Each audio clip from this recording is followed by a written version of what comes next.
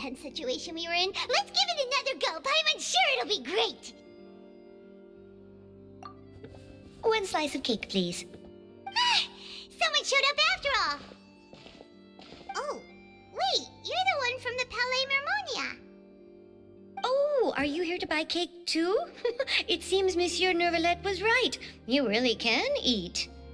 Wait, did I really say something like that? That's right. Even he has his own preferences when it comes to food. As for me, I love the cake and coffee here. Do you come here often? Usually every day. Every day? It's part of my daily schedule, apart from work. I shall have my cake and coffee. Then what if someone told you one day that this place would be closing soon, and you wouldn't get to eat cake here anymore? What would you think? But why would it close? Well, Paimon doesn't know either, but maybe the waters will rise tomorrow. You know, like in the prophecy. Oh, the prophecy. To be honest, I haven't paid much attention to that. No, still, even if there'd be no more cake tomorrow, that wouldn't keep me from having some today. No, it's the same for eating in general. You might not be able to eat tomorrow, but if you can do so today, then you should carry on. That's what people call living, you know. Huh. Don't be sad. Excuse me, could I have 2 more slices of cake to go? These 2 slices are for you. Sijouin said that this kind of expression you're making is what humans call being sad. Oh, you know Sijouin? I sure do. She was born before me, and she sometimes comes to the surface to teach us things about humans. She said that humans are creatures that are saddened easily, yes, and you can only lift their spirits by feeding them delicious food. So please try the cakes here. I've got something else to do, so I'll be going now. You two try to stay in a good mood after eating, all right? Bye.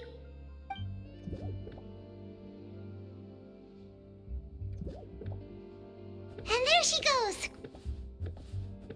All right, let's dig in. I'm sure this cake will be delicious.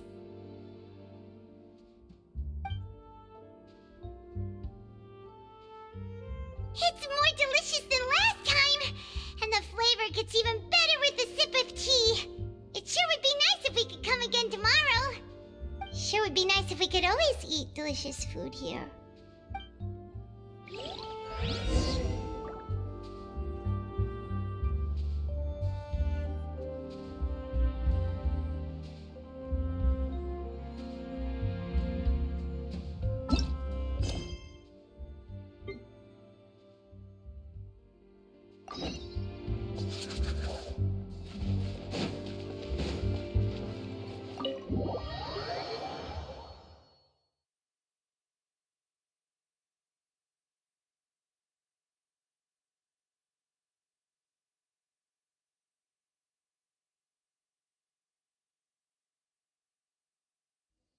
Oh, we're near the Steambird office. Let's go look for Charlotte and have a chat.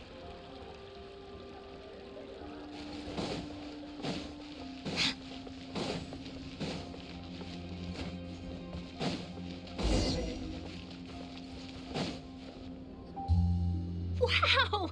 If it isn't the Traveler and Paimon! Oh, have you seen the article I wrote about you? Ha! You've got some nerve! You just used us to make some quick mora!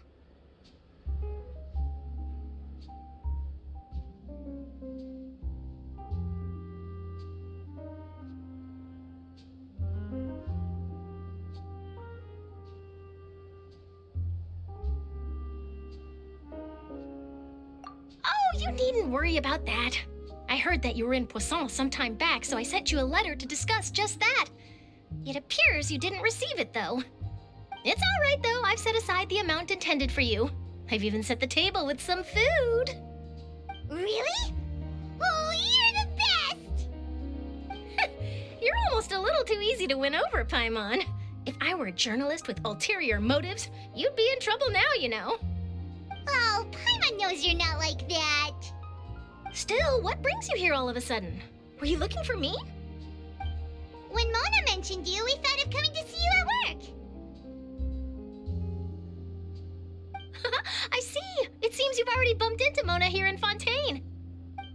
So she mentioned me? What did she say? She said that you're a real daredevil of a journalist. Nice. In which case, can this daredevil journalist dare to request an exclusive interview with the legendary traveler and Paimon? Huh? So your article in the paper today doesn't count? Oh, of course it doesn't. That was more like live photography. What I'd like to do is dive deeper and ask you to talk about the things you've seen and experienced. Yeah, are we even qualified enough? Why not? If I say you're worth an interview, then you're worth it. But not right now, of course. I'll need a few days to prepare. Oh, in that case, we'll just chat when you have the time then? Oh, so that's a yes? Ooh, splendid! I'll tell the editor-in-chief immediately. I'll have to apply for lighting, a venue, some props, and... Whew, so much to get done now. Talk to you later. Wait, Charlotte, Paimon's still got a question for you. And what's that? If, just for example, Fontaine were to be flooded tomorrow, what would you do today? Huh, that's the prophecy you're talking about, isn't it? I mean, I do hear about it often, but I've never once thought that the day could be tomorrow. If you're seriously asking, then I might try and think of a way to leave Fontaine. Oh, but I'm still a journalist first and foremost. That means I have a duty to be reporting from the scene. And secondly, I wouldn't forsake my homeland that easily. From what I've seen, most people don't know what they'd do should the worst come to pass. In truth, it might be better just to behave like normal rather than worry over such an end. So in all likelihood, I'd probably still be prepping at the office for that interview of ours. I know what you're thinking. That sounds a bit sad, but I've always believed that it's best to do what you enjoy. Just think about it. If this nation really were to be suddenly destroyed tomorrow, but I still successfully finish an exclusive interview with a truly unique person, then the story I would wind up writing would truly be timeless. And then do you know what I'd do? Well, I'd write that story, send it for printing, and use messenger pigeons to get copies out to the various nations as soon as possible. I'm not a dreamer, nor am I a workaholic, but I do love my job, and I'd be proud of leaving such an article behind. I guess you could say that I was born to be a journalist. But anyway, that's my answer. And on that note, I'll get back to my preparations. That's so nice. All of a sudden, Paimon actually kinda envies her. Anyway, let's go and take a look at the sea, shall we?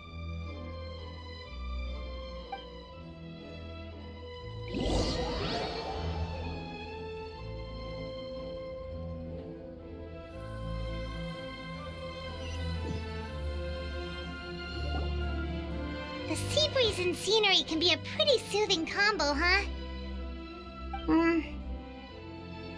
Paimon's been thinking. If it wasn't Fontaine, but all of Tevat that would be destroyed tomorrow, where would we go and what would we do? No, Paimon should ask, if you could choose, what would you like to do?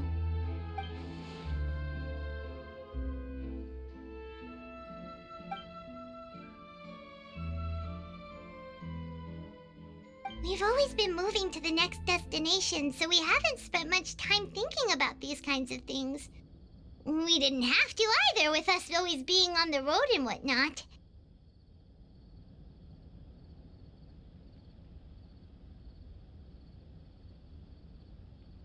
You mean, still traveling?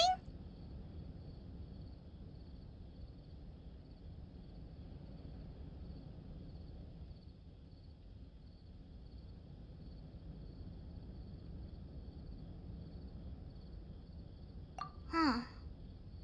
Wait, isn't that what we've always been doing?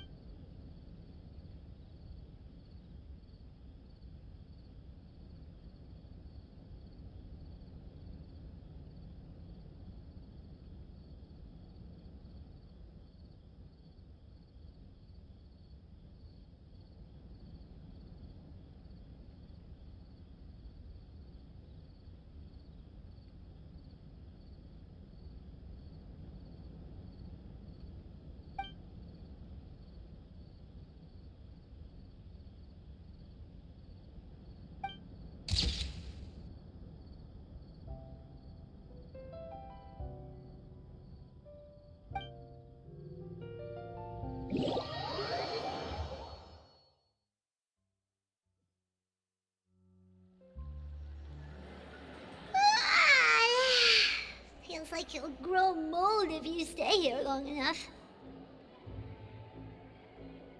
But it's still better than the Fortress of Mirapede, that's for sure. It's not only damp there, but salty too. Ah, so the two of you are still here. Wonderful. Oh, you're from the Palais Mermonia, aren't you? Yes, I'm Isadora. Monsieur Nervillat sent me to look for you two before. I heard that afterward you went to the Fortress of Meropide.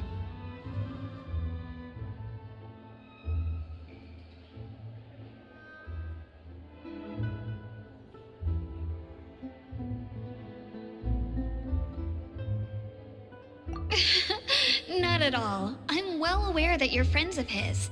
Actually, I'm here to pass along a message from him.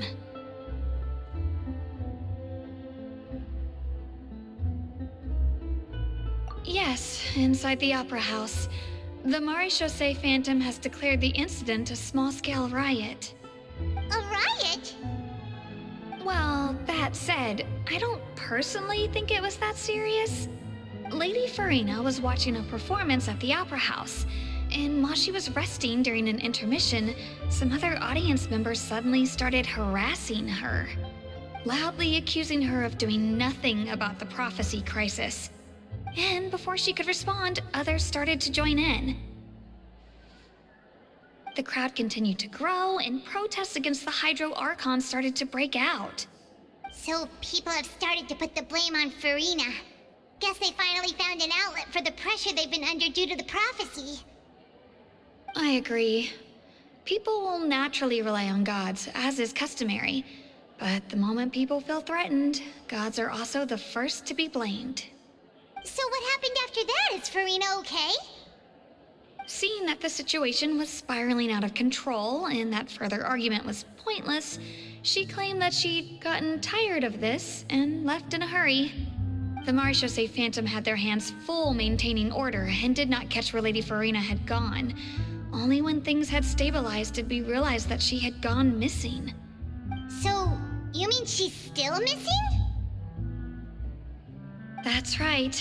The Maréchaussée has dispatched many people to search for her, but we don't have any leads yet.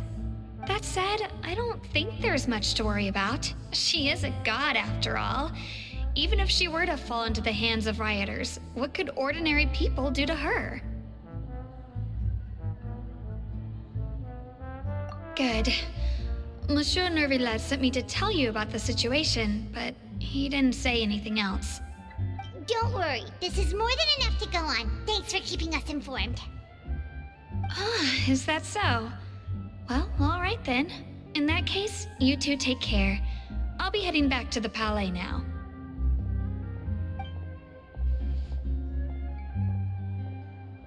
Well, sounds like we should hurry over to Poisson then.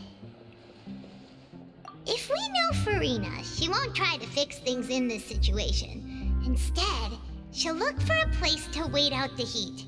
And as we also know, she may be loud and dramatic, but she doesn't have a heart of stone. When Nervillat was talking to her in the Palais Mermonia, and she heard about Poisson, she couldn't hide her sadness and remorse. It would be hard for her to ignore being accused by the public today. Paimon thinks Farina's probably taken the opportunity to slip away to Poisson and try to relieve the sense of guilt that she's feeling. Huh. Well, what do you think? Paimon knows the answer, of course, but Paimon can do the analysis to back it up, too. Cool, huh?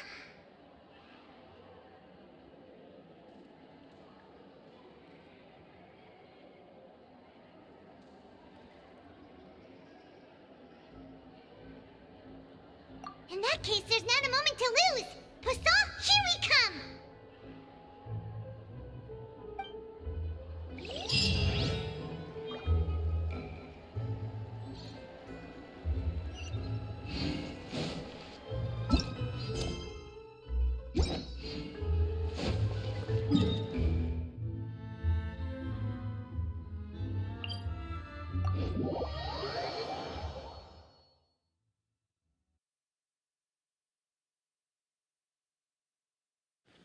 This place looks deserted. Guess all the survivors must have evacuated already. All that's left here are signs of death at station. Could Farina really be here?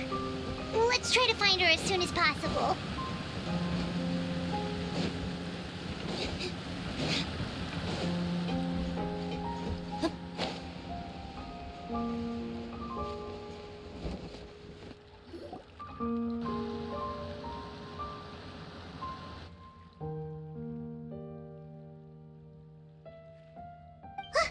That's Farina, right over there. She really is here all on her own.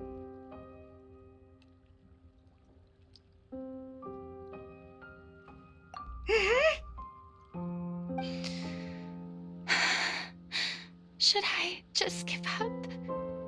This is all meaningless. What was meant to happen did happen after all. Everyone's dead. I'm sorry. I am so sorry. Give up, Farina. There's no point in holding out. I'm sorry. But what can I even do other than to repeat meaningless apologies over and over?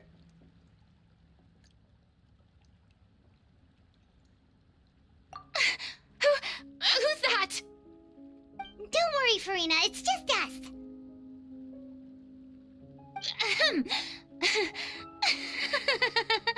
So it is you, blonde traveler from another land. Why, I almost thought you were someone from that mob of my ignorant subjects, come to kneel and beg for my forgiveness. Farina, you were crying just now, weren't you? The tear stains on your face are obvious. What do you mean, tear stains? Oh, I remember. The show at the Opera House earlier this morning was so moving. I'm still trying to process it. Who did that uncivilized rabble think they were, disturbing my enjoyment of the arts? They even dare to tout their Archon. I must teach them a lesson. I can just imagine their twisted and frustrated faces once they realize that I'm nowhere to be found. Oh, and I'm sure Nouvellette and those people from the Marche Chaussee Phantom are freaking out right next to them, too.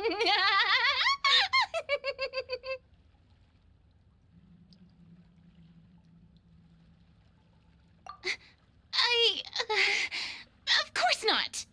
Hey, there she is! The Hydro Archon's over there! Quick, after her!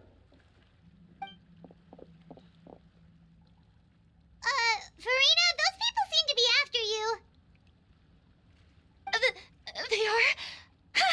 They're just some rabid fans who want to cut the line because they haven't been able to meet me in person, aren't they? That's against the rules. I can't let them get their way. Farina just ran off. Quick, we have to catch up with her.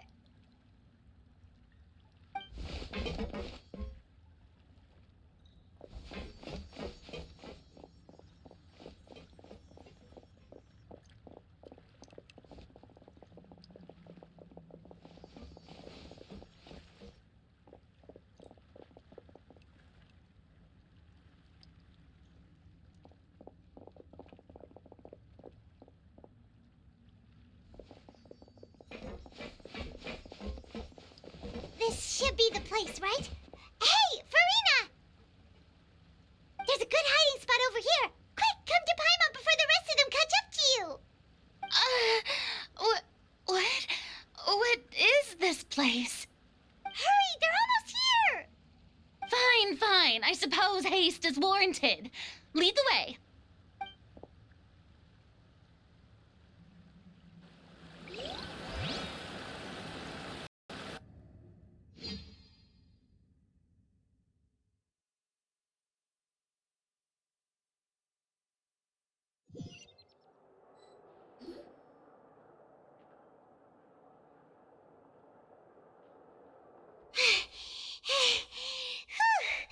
Paimon's exhausted.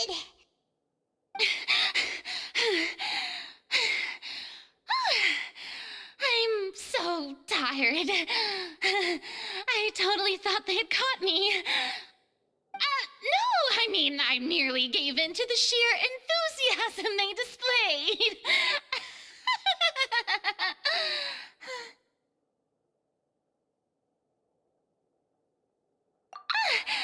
You're right. Yep, that's a good girl.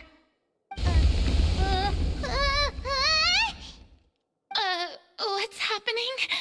The ground's shaking. Is it an earthquake? Yeah, a quake of this kind preceded the flooding in Poisson, didn't it? It can't be. It's happening again. Well, there's no need to worry too much about that. Neverlette's made some emergency plans, so the evacuation should go a lot smoother this time. Yeah, I hope you're right. But the people of Poisson, they've already...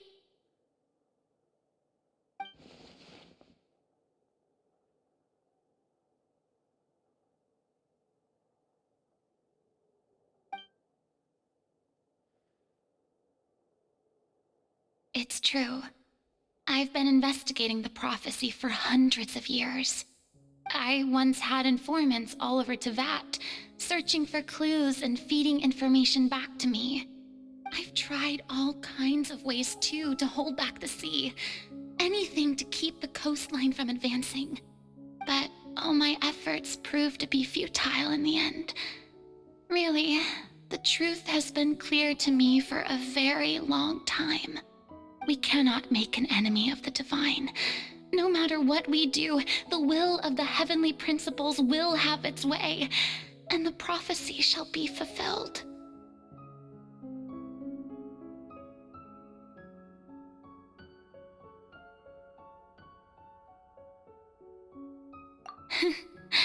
Give up. I do love the sound of that phrase. It would mean finally coming to terms with fate, but also for me to finally be free. Indeed, I've thought about giving up so many times, especially after we almost lost Poisson. Fate is really unreasonable, isn't it? It has no heart and obeys no rules. The prophecy has only just started to come true, and so many people have already lost their lives. But just now, it all became clear to me. I still don't have the right to come to terms with fate on behalf of everyone else. As long as the final moment hasn't come, it's still not too late. Don't worry. I will keep hope alive for everyone until the very end. Well, that's enough for now. I got the impulse to play the stricken maiden, but honestly, considering my rank and station, that wasn't a good fit at all. Don't take any of what I just said seriously.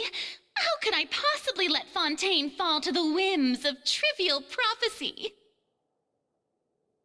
Come on! Paimon could have sworn you were actually being honest just now.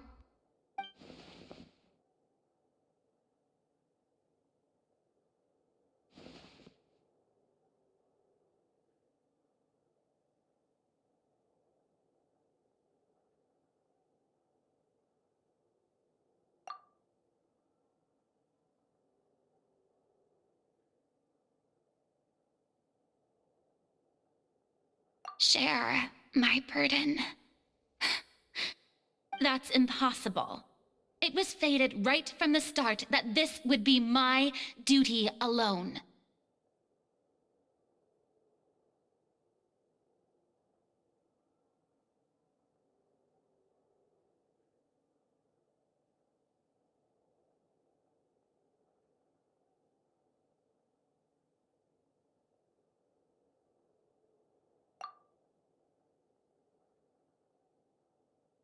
A witness. Yes, I've heard that you came to Tevat from beyond the stars, yes. In other words, you never belonged here. And if Tevat is, in its entirety, a show on a stage, then you're just a spectator, aren't you? If that's the case...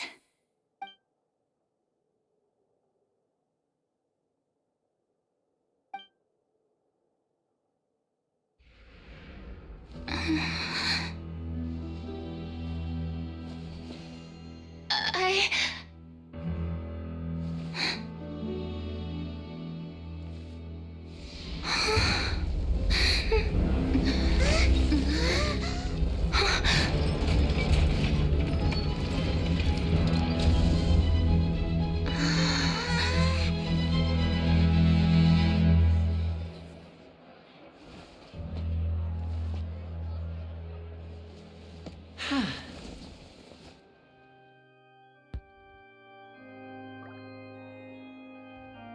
Ladies and gentlemen, this concludes my opening performance. Now, without further ado, we may proceed to the trial of our god. So, this is what it is. Yes, you deserve praise for the effort you took to raise the dramatic stakes. Do not forget, however, that I am Focalor, the god of justice, the embodiment of justice itself. Does it not strike you as even the least bit absurd to bring the very concept of justice to trial? May I interpret these words as your refusal to stand trial? In that case, you will have the opportunity to defend your honor through a duel. You would draw your blade against a god?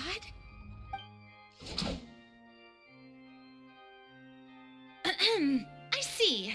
It seems like you have made up your mind.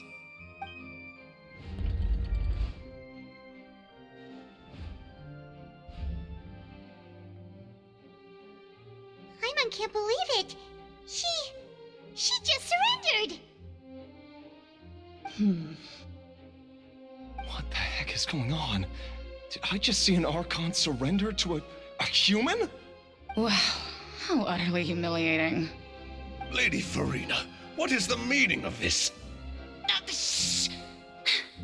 It would seem that there has been a misunderstanding. To be clear, the raising of both hands is not always an indication of surrender. Looking for excuses again, huh? I raised my hands just now to indicate my acceptance of the trial. No duel shall be necessary. I will admit that I've been running away for a long time. I'm sorry, everyone. I was unable to protect the people of Poisson. It is my duty to stand trial for my crimes. You are not the only ones to be disappointed in me. I, too, am exceedingly disappointed in myself. But now, it is time for the Hydro Archon to show you her courage and resolve. I, Farina, will use this trial to show the world the true meaning of justice. This time, I will protect you. Applaud and rejoice! One of the most outrageous and fantastical arcs known to the opera epiclese is now unfolding before your eyes. Mark my words, this shall be one of the most exhilarating and brilliant shows ever to grace the stage of Fontaine! The trial of the Hydro Archon, Focalor, will now begin! Woohoo! Oh, now we're making history! Why does it feel like Farina just took over the whole thing? Like, come on! Didn't she just get forced to stand trial for her crimes? Also, even though she's still acting super dramatic, she is taking this seriously this time, right? All right, then. Who will be my opponent in this trial? The court asks the prosecutor to please take the stand.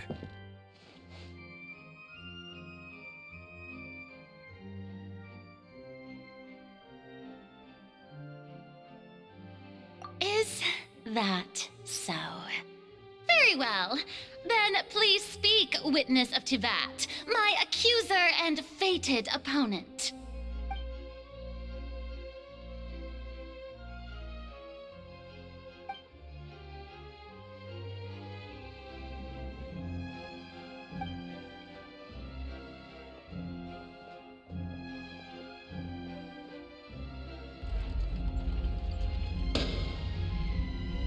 Also, please allow me to ask, as a final question before the trial begins. Just how much work did you do to force me onto this stage? Well, we did do a lot of prep after the meeting that day.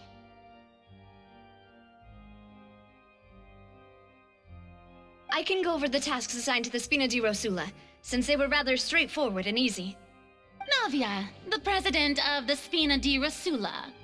Most of the people who participated in the disturbance this morning were my subordinates.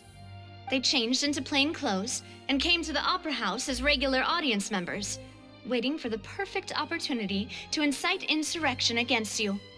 The people's resentment against their Archon has been building as more and more of the prophecy is fulfilled.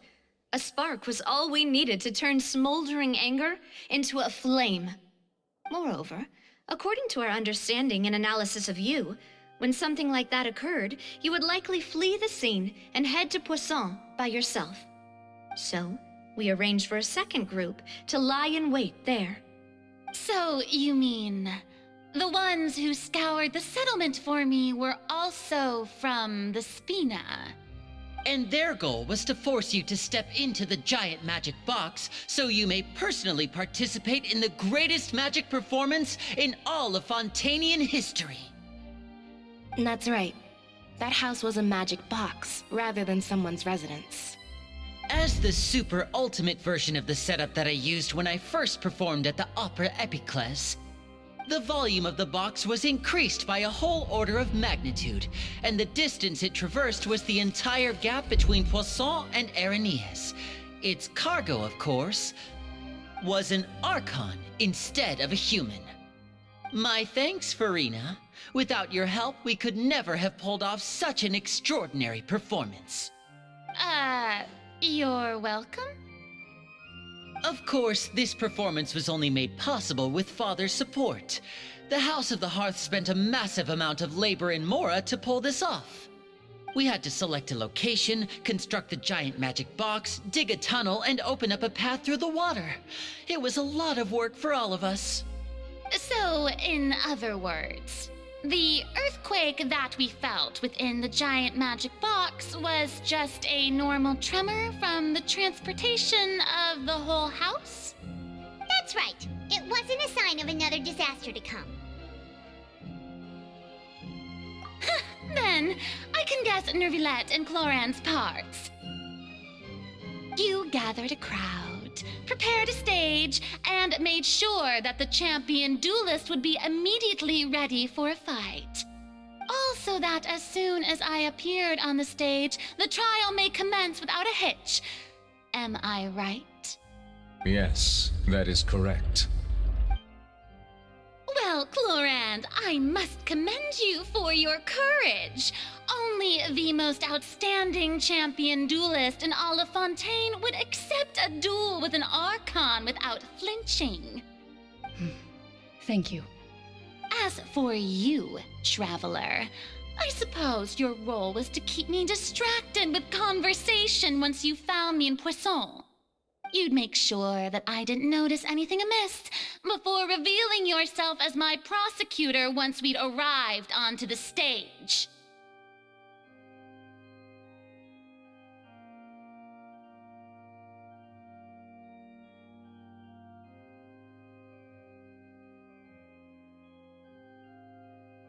Oh?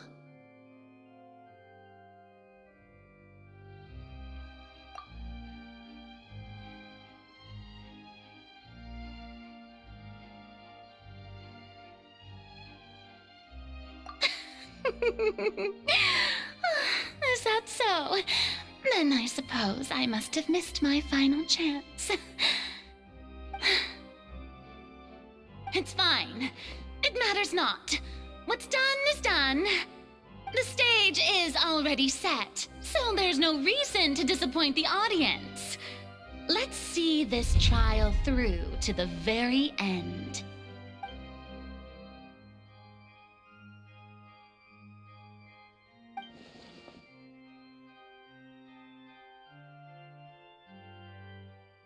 Madam Prosecutor, please allow me to pass this along. This is a document that Miss Charlotte applied for and received permission to share with you during the trial. According to her, it should speed up the proceedings. Huh? Charlotte wanted to give us something? Oh, so she's here too! Hey, Charlotte!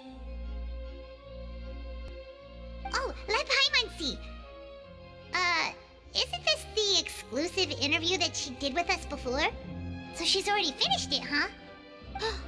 Wait, then that means this document is a perfect timeline of everything that's happened ever since we stepped foot in Fontaine!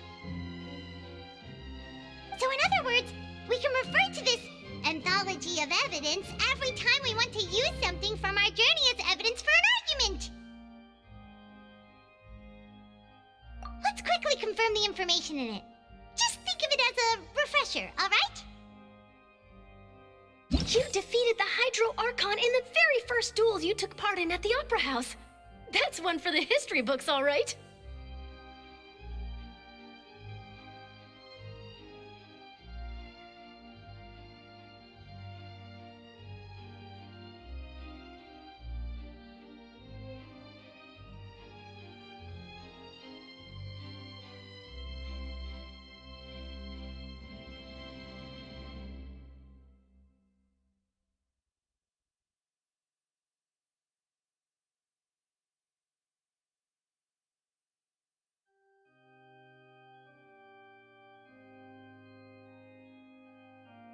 You defeated the Hydro Archon in the very first duel you took part in at the Opera House.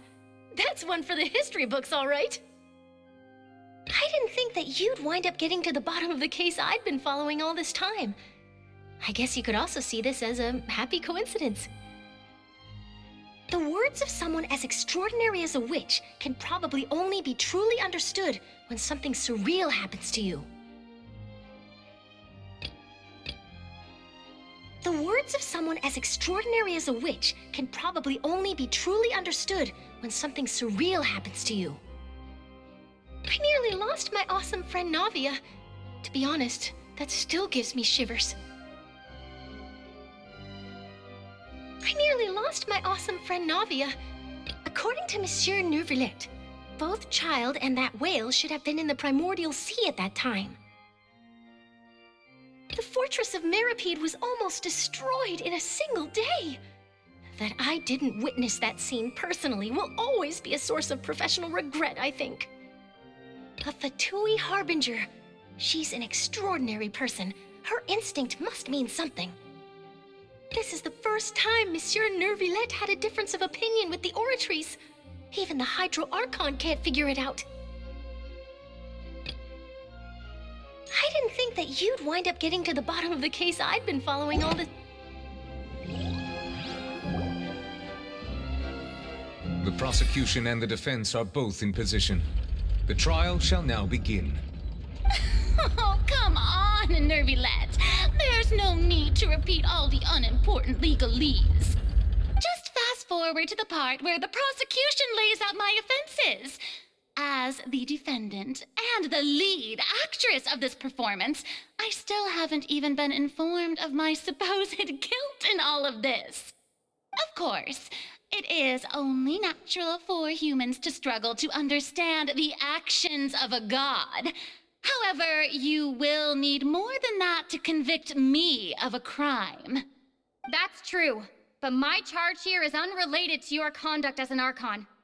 Instead, I would like to charge you as a fraud who's never been the Archon in the first place. Wait, what was that?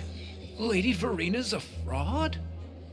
Hey, I came here thinking that we were going to try the Hydro Archon for forsaking her duty, but did I hear that right?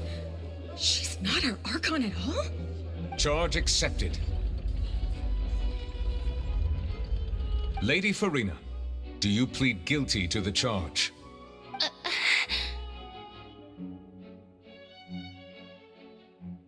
Lady Farina. I plead not guilty. How can I be guilty? There is no way that I, Focalor, otherwise known as Farina de Fontaine, a member of the Seven and the Regina of all waters, kindreds, peoples, and laws of Fontaine, could be anything other than your true Archon. Yeah, even though Lady Farina can be rather eccentric, isn't it going too far to doubt her very identity? Yeah, I've never questioned her identity either. Sure, Lady Farina can be super irresponsible, but what grounds does that prosecutor have to make such a huge claim?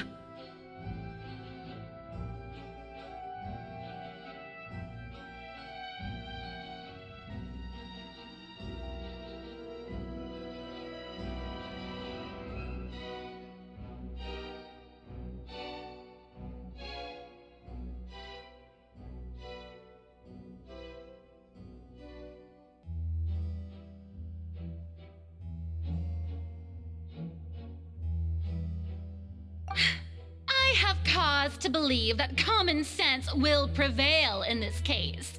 Many of the members of the audience have known me as the Hydro Archon ever since they were born. There would be no fooling their memory. See? Even the Oratrice has decided to show me its favor. Are you sure you want to commit to a charge that will never be upheld? If you wish to drop the case, I can promise you as the God of Justice that you will not have to face trial for making a false accusation. We will treat everything that's happened as a dramatic spectacle and move on with our lives. What do you say to that? An argument with near impossible odds, huh? We have to not only refute Farina's claims, but also overturn the long-held beliefs of the people.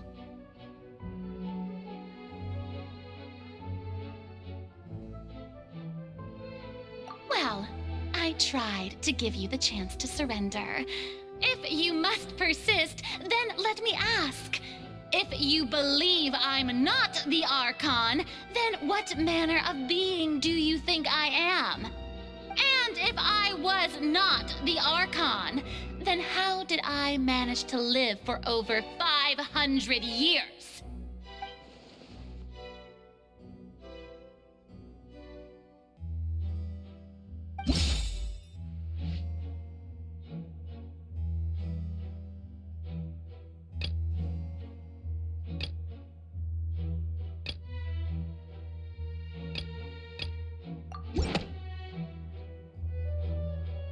First of all, you may be a member of another long-lived race, which would allow you to naturally possess an extended lifespan. And second of all, even if that wasn't the case, there could be other ways to extend your life.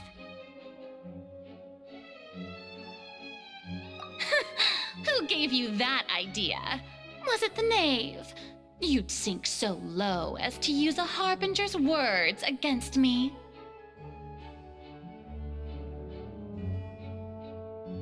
A curse? I once thought it possible that the aura of an Archon might naturally resemble a type of curse. But in light of this claim, perhaps what I sensed was not your divinity, but a curse after all. You sensed it too, huh, Nervalet? Lady Farina is actually a human? Well, it is true that it's extremely difficult to tell humans and gods apart just by looking at them. It's not impossible.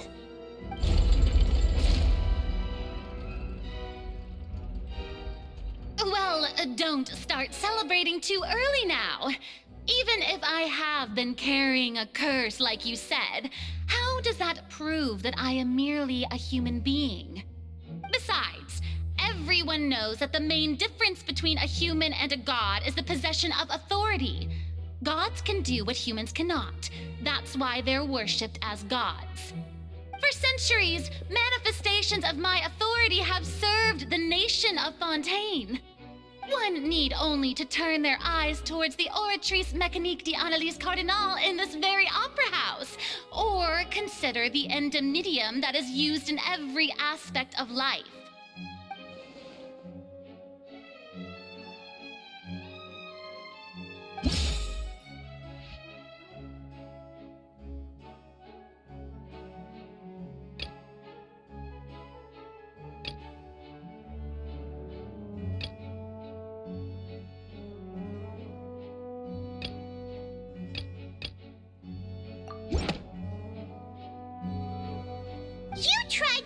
against the Oratrice.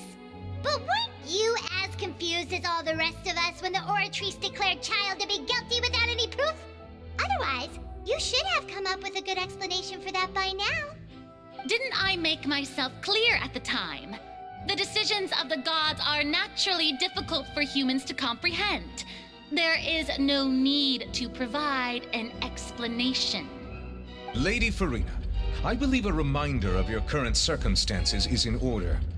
While the court is in session, the principles of justice and the law must come before all else. While you are an Archon, you are also first and foremost the defendant in this trial. You will prove yourself unable to defend against the prosecution's charges if you continue to withhold vital information against the rules of the court. I never thought you'd use that kind of rhetoric against me. That was no trick of rhetoric, Lady Farina. I've merely reiterated the rules of the court. Rules that all should respect and follow. So, you neither knew why Child was declared guilty, nor did you understand the structure and operations of the Oratrice. Instead of having been created by you, the manifestations of authority you mentioned have been made by the real Hydro Archon, haven't they? The real Hydro Archon? Well, now you're really losing me. It is true that I did not know why the Oratrice gave out a guilty verdict that day. But the Oratrice handed out that verdict unilaterally, and it has been operating independently ever since it was first created. You can't argue that just because a divine creation is flawed, that the god behind it must also be no god at all. She's still throwing out all kinds of excuses. Seems like she's confident that we won't be able to produce proof that she has no power over the Oratrice.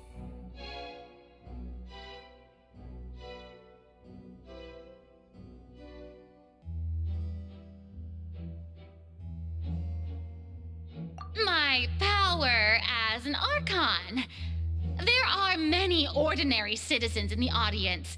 How can I just carelessly demonstrate the formidable power of an Archon?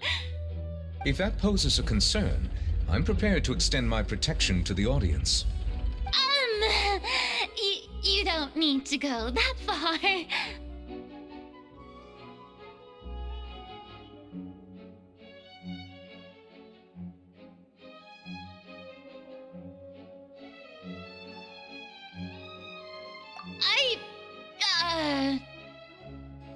Aren't you the Hydro Archon?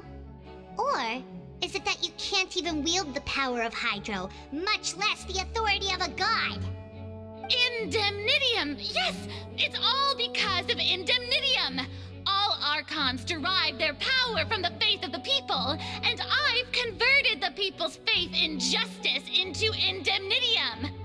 Thus did I give up all of my divine power to provide everyone with energy for their daily lives. Have you ever seen a more magnanimous god? Isn't that a huge stretch? Yeah, no matter how generous an Archon can be, how could they give up all their power? Can a god with no power even still be called a god? It seems like nobody's buying Farina's excuse. Hey, come now, everyone. Please don't stare at me as if I was a liar. I'm still the same Farina you knew, right? The one that you loved. Shouldn't you want to believe in me? Please? You've got to believe me. If what the prosecutor said is true, she really has committed a grave offense. Did she deceive all of us? And all of our parents and grandparents too? And all of our ancestors? Ever since they were born? Enough! That's enough. Tell me then, if I'm not the real Hydro Archon, then who is?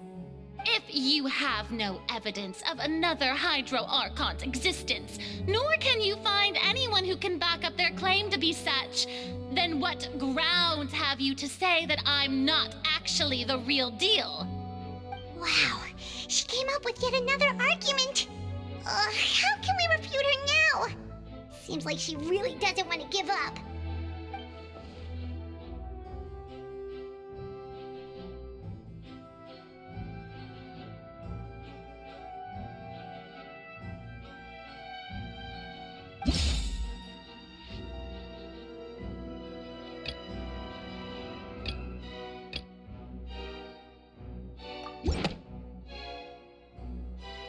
That doesn't sound right.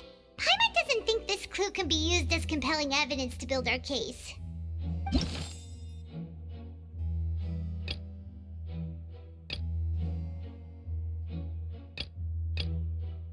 It has been established that all Fontanians can dissolve in water from the primordial sea. And that means... Since you insist on claiming to be a god and not a human, then there's a method that you can use right here and now to eliminate all suspicions of you being the latter. Miss Navia, please apply to serve as a temporary attorney for the prosecution before addressing the court. Though you act in partnership with the prosecutor, you must still adhere to proper procedure. Super sorry, Monsieur Chief Justice. I swear this really will be the last time that I'll speak out of turn. Now, I've brought some seawater from Poisson. As everyone knows, a massive flood struck the area not long ago, taking many lives, including those of some of my closest friends. So, Miss Farina, would you dare to touch some of this seawater? If we are to believe that you are indeed the real Hydro Archon, touching this seawater would have no effect on you. All it should do is strengthen your case. But if you don't dare to touch it, then we would have basically proved the reverse. Oh, and I must remind you that after the disaster at Poisson, nobody wants to see any more people dissolve. I do hope you'll act prudently and choose the simpler path of admitting guilt. Navia from the Spina di Rasula. The Spina has governed Poisson for many years. I guess her suggestion is valid. If Lady Farina is indeed just a human, she's probably Fontanian like all the rest of us. Would she really dare to try?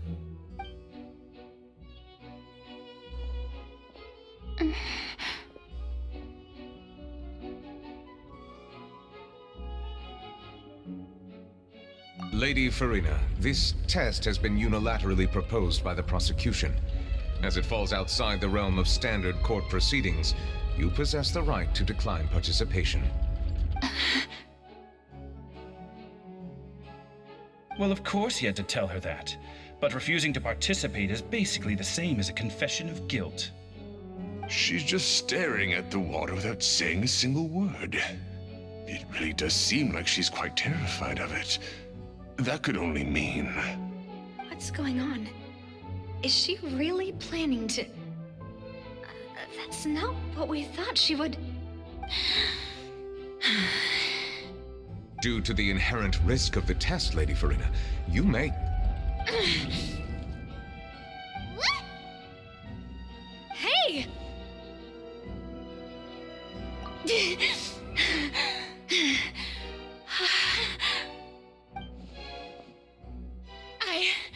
I'm fine! Look at me, everyone! My hand is still here! I haven't been dissolved! Will you believe me now? I really am your Archon! I'm nothing like a normal human who would fall apart as soon as they touch this water! Really? Was this not the most obvious thing in the world? Miss Siegewien? If you are present, Miss Siegewien, please come forward and attend to the defendant. Siegewien? Don't be nervous. It'll just take a few seconds. Let me see. That should be enough. Please announce the results of your evaluation to the court, Miss Siegewien.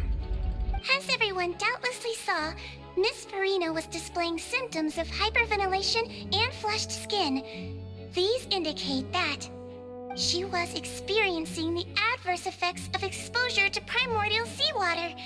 The extent to which she was affected is the same as other humans when exposed to primordial seawater of a similar concentration. Thank you, Miss Siegewien. Lady Farina, You may return to the defendant's stand. Oh, wait. What did she just say? I didn't get dissolved. Shouldn't that be enough to prove my innocence? Well, considering your tendency to run from your problems, we did originally prepare a direct sample of the seawater around Poisson. However, after extensive discussion, we exchanged it for a sample that is not concentrated enough to dissolve an actual human. After all, on the off chance that something entirely unexpected might occur, we don't want anyone else to lose their life to the sea. Yeah, so out of regard for Farina's life, you secured a low-concentration sample and asked the head nurse to serve as an expert witness. It's a great thing that the direct sample wasn't actually used. Farina could have... I can't believe... You...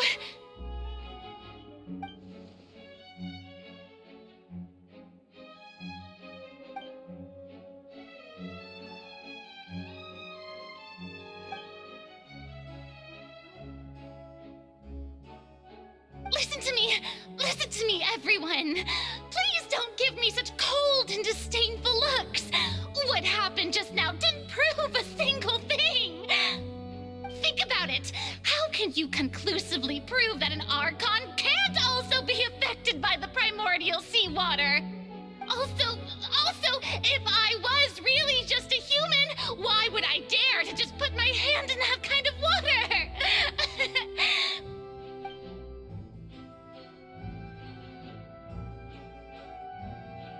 Please, anyone, just listen to me. I swear, I really am your Archon.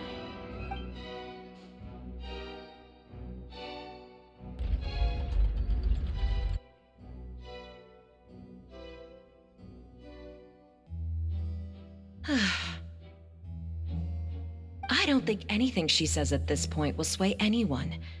The odds are just too stacked against her now. With all the things that have been said, Paimon doesn't think there's any way left for Farina to win. I believe the time for arguments and presentation of evidence has come to an end. If there are no objections, we will move on to the final judgment.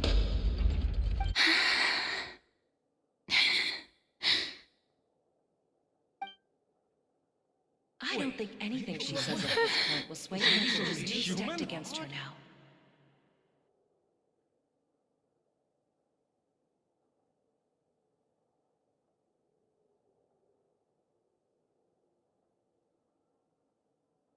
In my capacity as Chief Justice, I shall now render judgment on Farina's misrepresentation of herself as the Archon of Fontaine. As a human who knowingly deceived her fellow citizens, Farina is...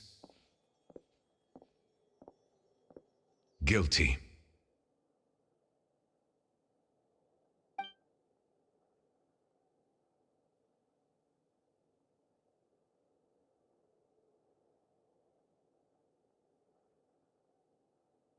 We shall now turn to the Oratrice Mécanique d'Analyse Cardinale to render the final verdict on the charges.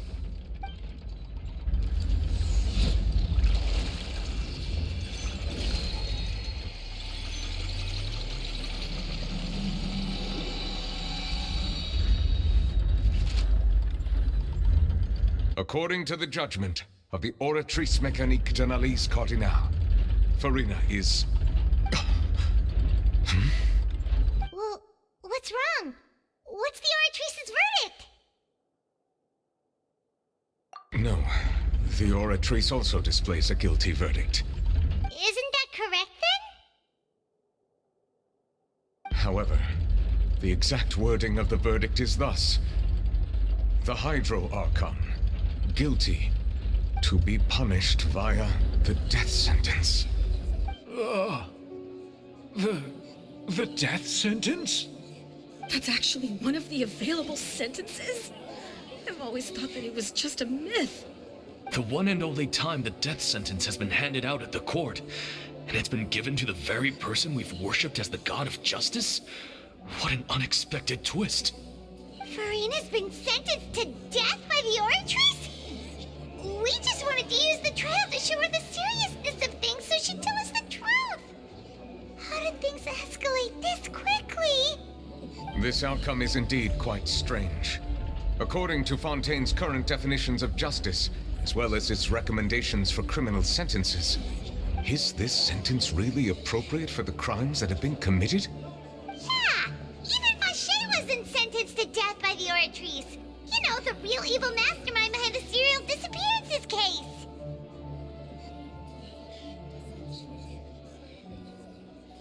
Indeed. Not only is Farina's sentence overly excessive, the very point of our trial today was also to prove that Farina has never been the Hydro Archon in the first place.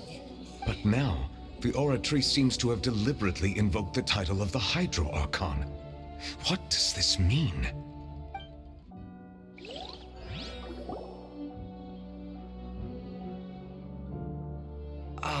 Excuse me, if I may interrupt.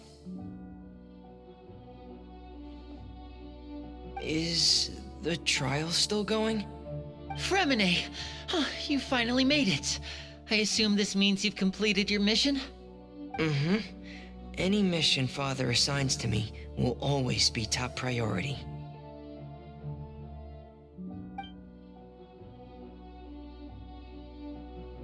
Is that the first prophecy slate? Huh. So the knave privately arranged for Fremine to try and find the missing slate. I looked everywhere and finally found it at the bottom of the sea. It took me a long time to get around some dangerous stretches of water. But has the trial already concluded? Then doesn't that mean I've come too late? Oh no. Father will be disappointed in me.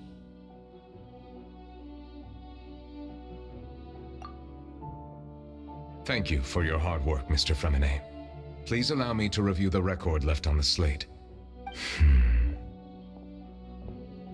Traveler, I believe that you have already seen the other existing slates, and would like you to come here and confirm their contents.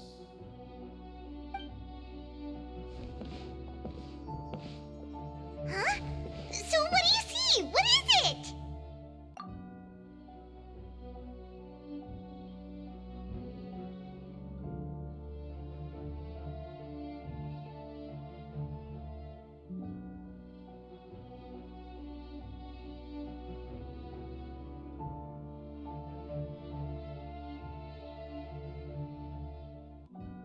I believe I've now made sense of the Hydro Archon's crime. It has to do with Fontaine's lost history. Huh? Isn't the Hydro Archon just guilty of deceiving her people? Oh, wait, no, that's Farina, and we've already proven that she's not the Hydro Archon. So when you say Hydro Archon, do you mean the real Hydro Archon we've been kinda talking about? In truth, everything that you've encountered in Fontaine up until this point can be traced back to the contents of these stone slates. However, I'm uncertain as to how much sense they currently make to you.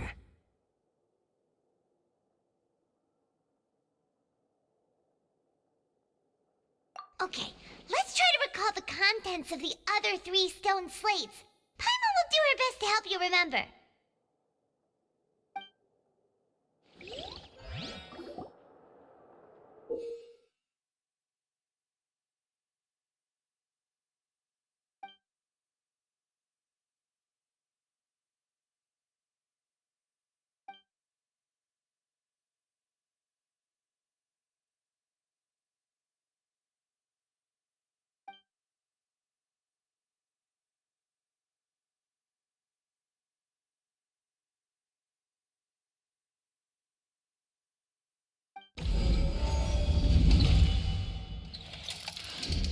The first stone slate describes what you just said. It seems to show the previous Hydro Archon using her divine power, and then the Oceanids turn into humans.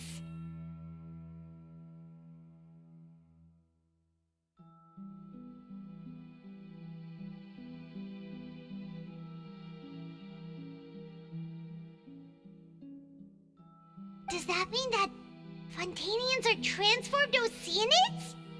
Oh, Paimon wasn't expecting that.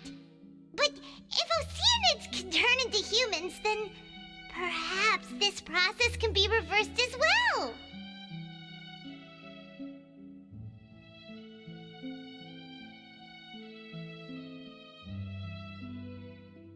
The second stone slate shows Celestia floating in the sky, and the Hydro Archon and her people worshipping it together.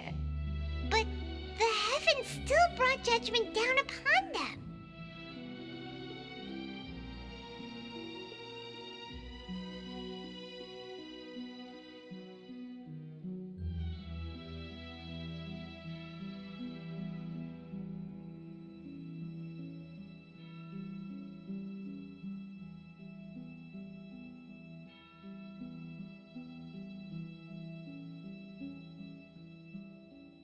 This must be the point when the Hydro Archon and the Fontanians were branded with their original sin.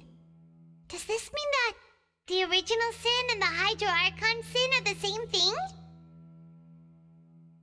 The third slate shows the Hydro Archon sinking into the sea surrounded by many people. Huh. That reminds Paimon, didn't we also watch that happen to someone else? Well, the fourth slate is the prophecy the Fontanians have been talking about. People dissolving into the sea, the Hydro Archon crying on her throne, and so on. We didn't believe that such a crazy disaster could happen at first, did we? But after that incident, it was just a question of when and not if.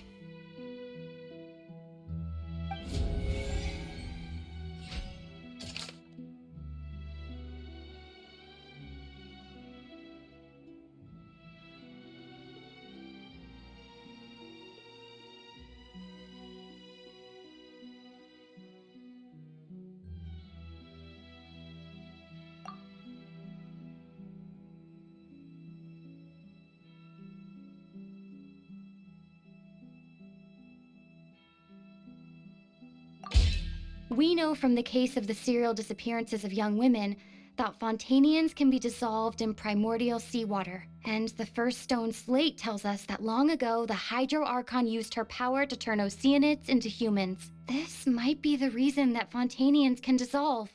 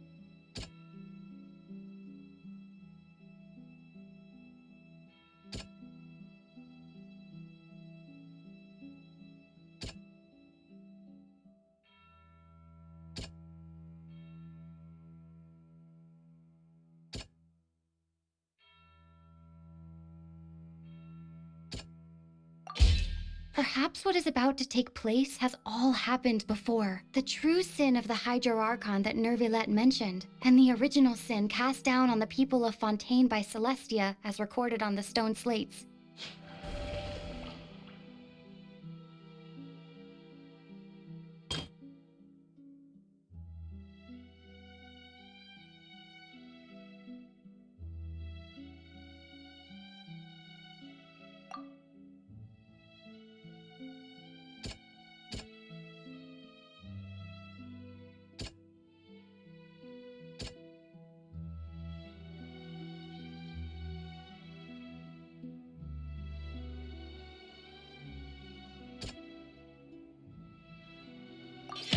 It's not as simple as falling into the sea. When Navia fell into the sea, her consciousness was subjected to judgment. The stone slates show the people gathered around the Hydro Archon in the sea. Could that be alluding to the same thing?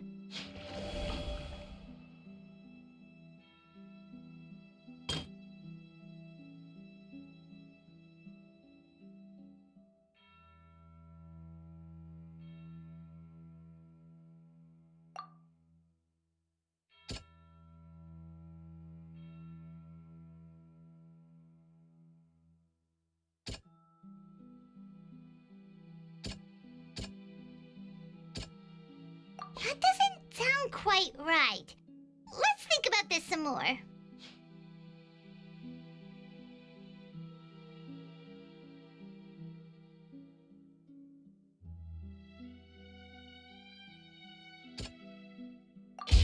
The prophecy from the stone slates found its way into society, but not many people believed it at first. The fortress of Meropide was nearly flooded with primordial seawater, which we know can cause Fontanians to dissolve. It seems increasingly likely that the prophecy may come true. If we hadn't dealt with it in time, things could have gone very badly. They'll dissolve into the primordial sea but won't cease to exist. Their essence will flow in the seawater, converge, and take the form of an Oceanid. The Hydro Archon was sentenced to death in court, shocking everyone present. Perhaps this means that her sin was actually Fontaine's original sin. Navia fell into the water inside those ruins, and she nearly dissolved. She was surrounded by the people of Poisson in a court within her consciousness, and was forced to take part in a trial meant to make her stay. The eruption of the primordial sea at the fortress of Meropide was the surest sign that the prophecy was about to come to pass no matter what.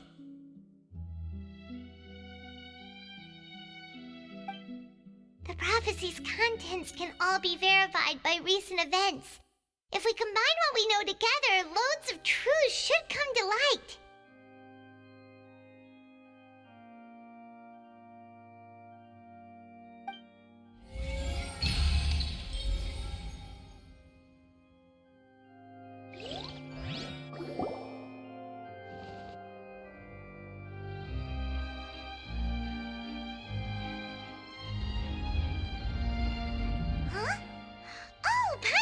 It now, so that's how you can make sense of it. But then it feels like we're going to have to share some truly shocking revelations. Let's hear them. Incredible. Linny, did you hear that? We're not real humans. All Fontanians were originally created by the late previous Hydro Archon, with Oceanids as their basis.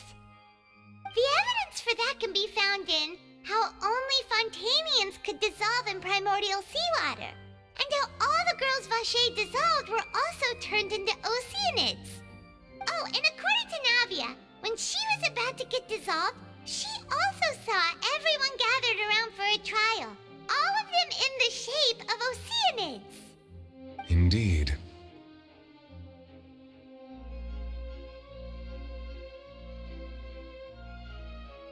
Yeah, and it follows from the content of the first slate that she probably angered Celestia by creating humans without prior permission. That could also explain why the Oratrice judged the Hydro Archon to be guilty. It's to account for that ancient sin. The Hydro Archon's true sin was creating us? And yet, after many hundreds of years, the Hydro Archon's creations have turned around to try to judge the Archon within the Opera Epiclese. The twists of history are often the most unexpected of all.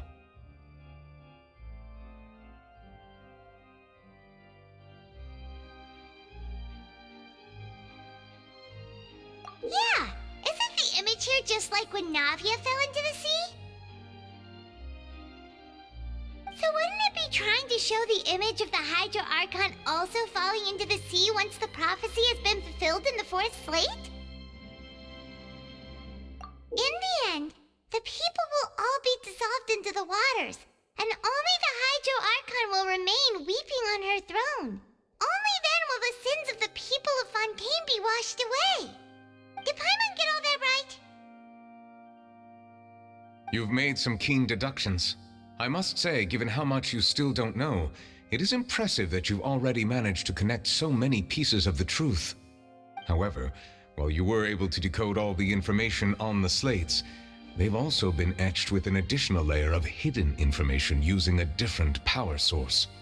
When we were at the ruins, I tried to decipher the hidden information recorded in the slates. But since we only had 3 slates at the time, I was unable to come to a full conclusion. Now that the slate collection is complete, I shall make another attempt to decipher the narrative recorded within. If everything goes well, we should finally be informed of the unadulterated truth.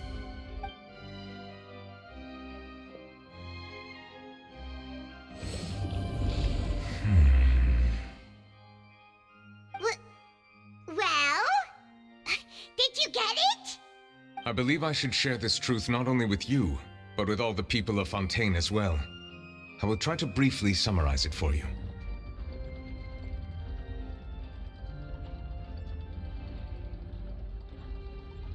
Your hypotheses regarding the origin of Fontainians and the sin of the Hydro Archon were both correct. In the Fontaine of old, the previous Hydro Archon sensed the yearning of her Oceanid familiars for life on land.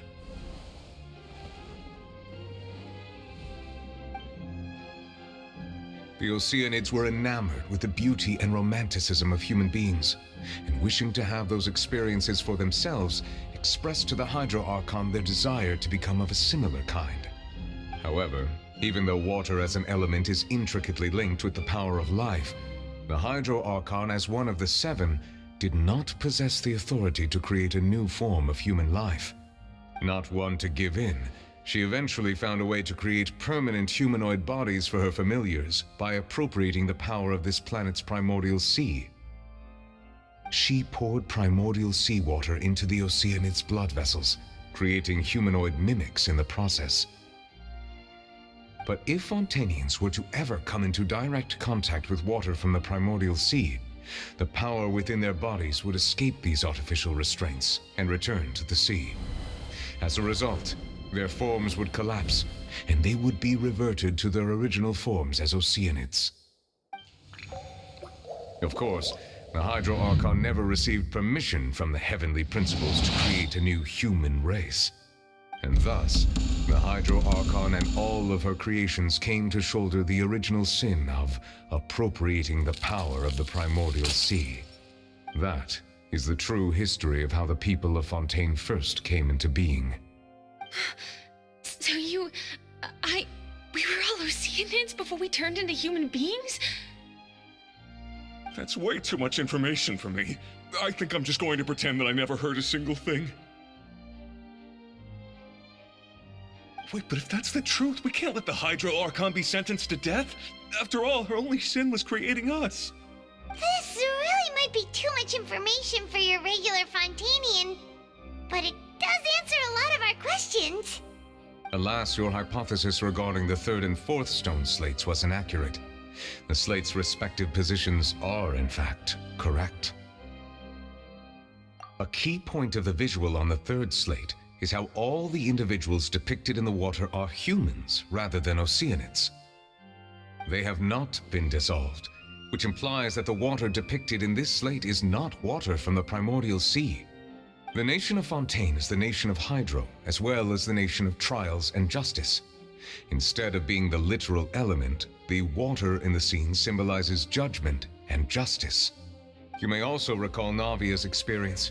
When she fell into the sea, her consciousness was surrounded by that of many others who intended to hold a trial to determine her fate. Therefore, the meaning of the 3rd slate is that the people of Fontaine shall try the Hydro Archon at the court of justice. Yes, it refers to our present situation. I think I'm following now. So, what you're saying is, even though we decided to put on this trial to avoid fulfilling the prophecy, in truth, everything we've done has happened exactly as the prophecy foretold.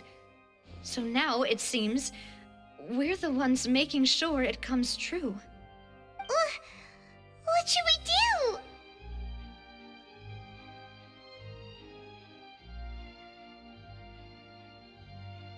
Huh.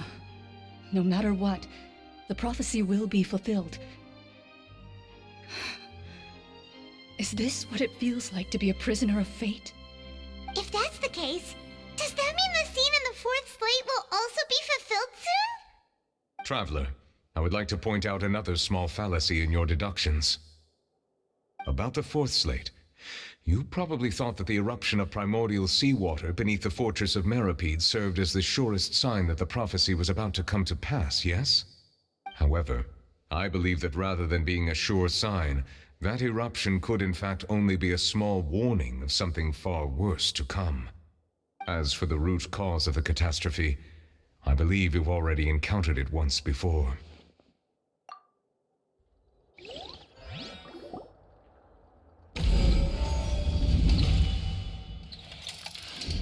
This eruption was just a small warning of the things to come.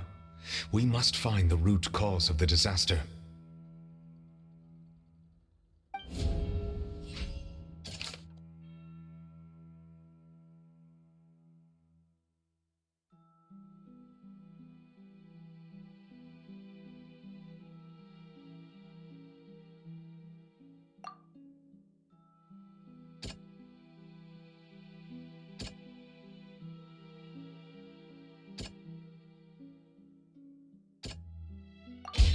It was both dream and reality. If we're talking about a true culprit, that could only be that thing inside the primordial sea, right?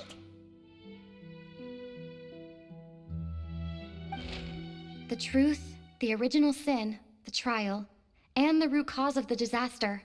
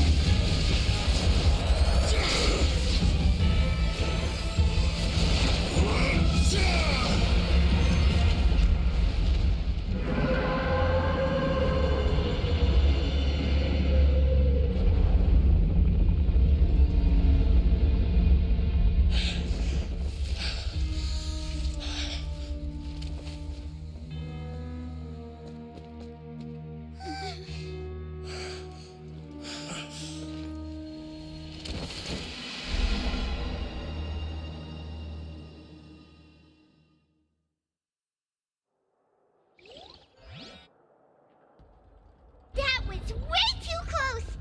How did that thing just burst into the Opera House? Wait, was that the huge whale you saw in your dream? So we've met it at last. I understand very well why it has chosen to make an appearance here. That whale does not belong to Tevat. It is a monster that has traversed the stars, weeping all the while. It has been greedily consuming the energy from the planet's primordial sea, using it to grow. That is the main cause for the rising sea levels. And once it has finished consuming all of the energy contained within the sea, its next step will be... You said that when the Hydro Archon first created Fontanians out of Oceanids, she filled their blood vessels with primordial seawater. Precisely. That whale finds the blood of Fontanians nigh impossible to resist. Therefore, when it left the primordial sea, it decided to make its next stop a packed opera house full of food. Food in the form of Fontanians. We just barely managed to push it back, right? In that case, won't it come back to target the people again once it's managed to recover its strength? That is correct. Indeed, it is more accurate to say that we should thank that Harbinger for buying us some time. Without him, The whale would have likely come onto land far sooner. From the way he looked, he must have been fighting the creature for quite a long time. That battle maniac. We've always known that he had a special connection with that whale, but we definitely didn't expect it to help us out like this. Anyway, now that we know that this whale is the actual cause of the disaster recorded in the prophecy, all we need to do to stop the prophecy would be to find a way to beat it up, right? It is too late. It had already absorbed too much of the Primordial Sea's energy before we could notice it. At this point, it has become practically integrated with the sea itself. Even if the entirety of Tevat were to be destroyed, it could still survive and swim off towards some other world. That's not something I will accept. We've already done everything we can, and we even found the true culprit. We've come so far. You can't just tell me that the last hurdle is some impossible foe. That's just not fair. Indeed, that's not how a grand performance should end. I'll fight it to the end, no matter what. So the prophecy will be fulfilled no matter what, huh?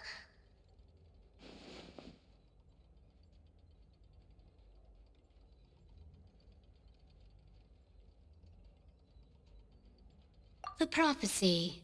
Yes, what has been prophesied will be fulfilled. You may view such things as the history of the future.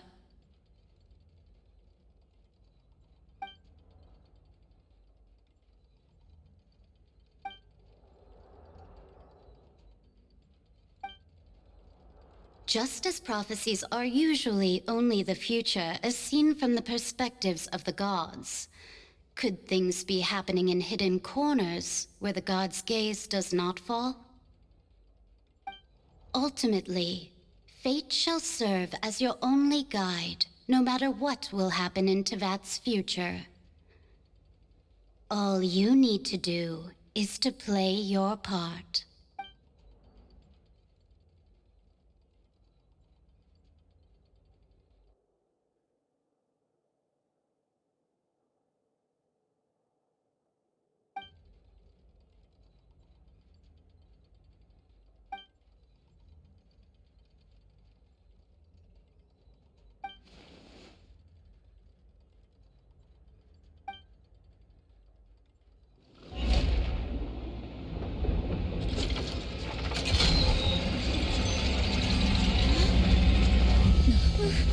What's happening with the oratories? I believe it is preparing to carry out the death sentence.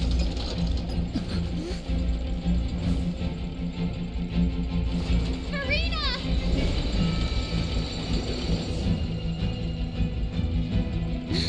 No, I still need answers.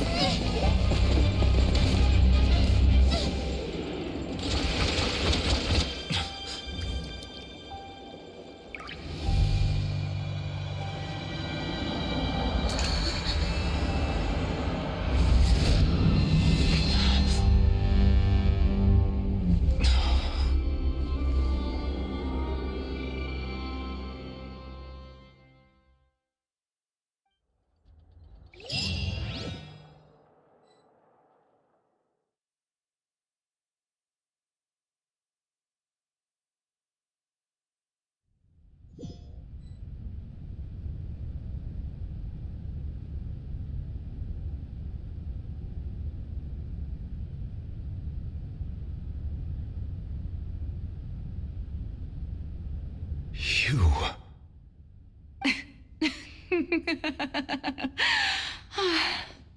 Sorry. That shocked expression on your face is just too amusing. I couldn't help myself. You are not Farina. Who are you? Ah, the sweet sound of bewilderment. Marvelous. A sure sign that my attempt to deceive everyone was a resounding success. But to answer your question, I am Focalor. You know, the god. Focalor? Why did you deceive us? Oh, that wasn't my goal, of course. Goodness, no. But I had to fool everyone else too, if I was to stand any chance of deceiving the heavenly principles. Deceiving the heavenly principles? It's all because of that pernicious prophecy. Dreadful, wasn't it? Everyone doomed to dissolve.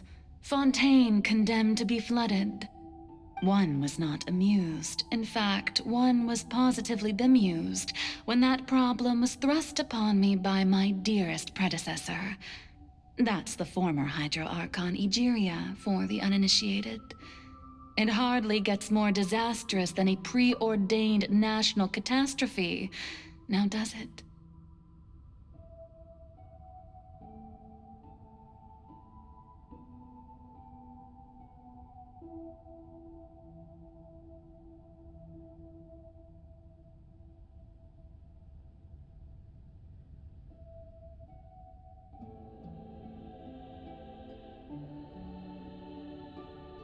She knew full well that the prophecy would surely come to pass. And as one of the seven, she also knew full well that one defies the heavenly principles at one's peril. So yes, as you have no doubt surmised, it was a rather impossible situation that I found myself in. I spent a terribly long time mulling it over, alone on the ocean floor. And I was almost growing barnacles by the time I finally realized there was only one possible solution to this confounding conundrum.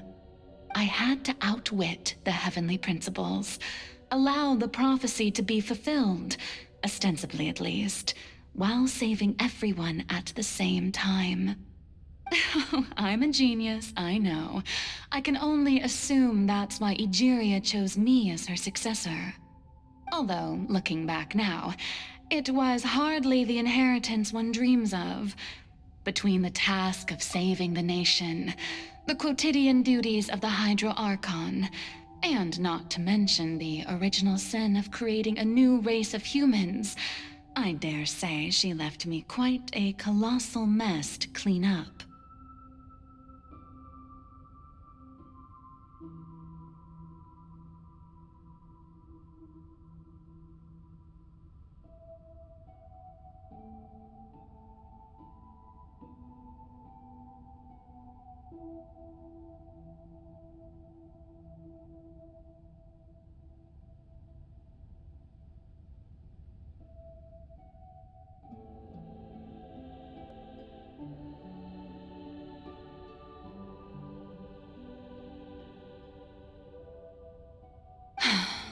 But one can only play the hand one is dealt. I did not choose this, any more than I chose to be one of her Oceanid familiars.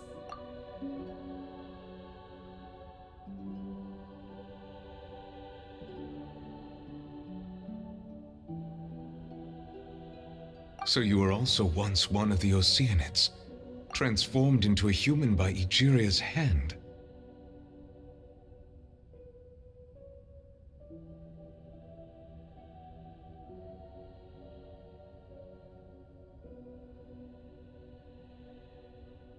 Yes, I was.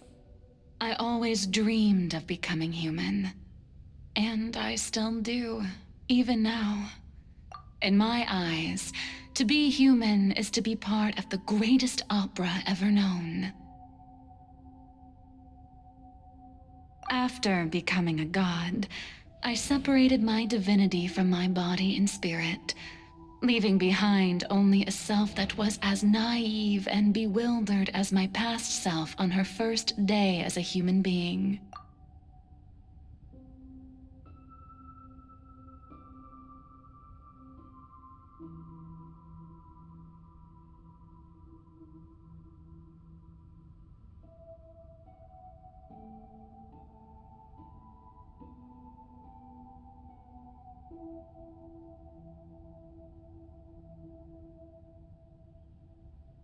The me you see before you now is that divinity. And the human counterpart I left behind, I named Farina. She could feel joy, sorrow, and everything in between. She could be as vain and conceited, or as meek and vulnerable as she wished. Her strengths were of a kind only a human could possess, as were her shortcomings. But in my eyes, Farina's humanity was what made her perfect. She was perfectly human in every way. The person I always wanted to be. Anyway, so then I cursed her. All part of the plan, of course. The plan to deceive the heavenly principles. Do you still remember the final scene of the prophecy? The Hydra Archon alone, weeping on her throne. In order that the prophecy might appear fulfilled, I invited Farina to be an actress, to play the part of the Hydro Archon in the prophecy.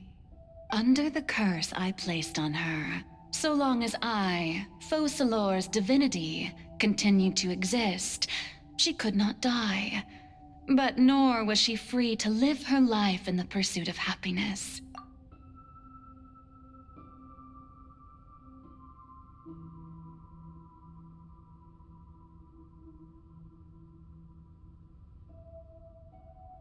Instead, she was forced to take the stage in the opera house, to embrace the role of leading lady, to forever play the part of the god from the prophecy, all to create a deceitful appearance of that prophecy coming to pass. I suppose now you probably understand why your court is called the Opera Epiclese. But Farina is only human, isn't she? Even though she has had a long life, her mind is no stronger than that of any other ordinary human being. I cannot begin to fathom what she has had to endure. It must have been torture for her. It has indeed. And although she is, in a sense, me in human form, I most definitely owe her an apology for it. It's been 500 years. And all along, she's been playing her part in the most unimaginably long, unbearably lonely, and agonizingly painful opera of all time.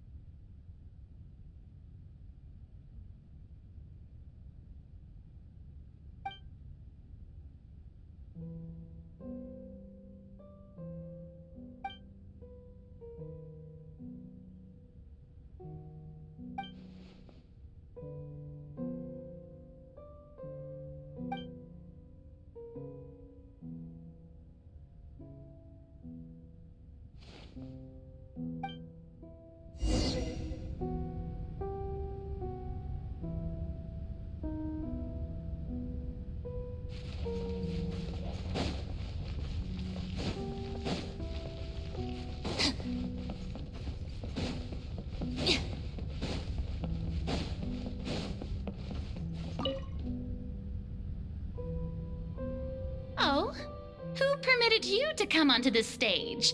Now, I understand your admiration for my august self, but I must ask you to keep to the rules.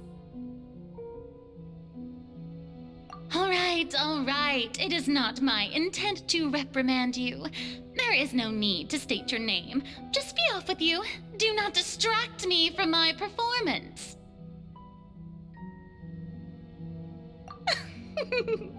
Oh, do not jest. Can you not feel it? I am Focalor. The eyes of countless Fontanians are upon me. I must, at all times, display the utmost elegance and nobility.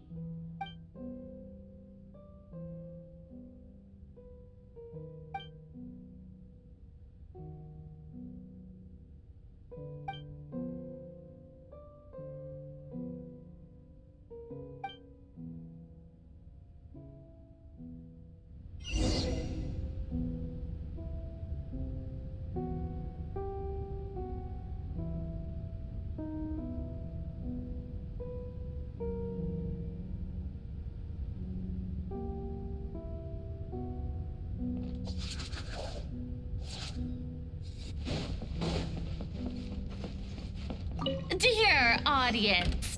The performance is experiencing a technical difficulty, but worry not. The guards shall resolve it soon enough.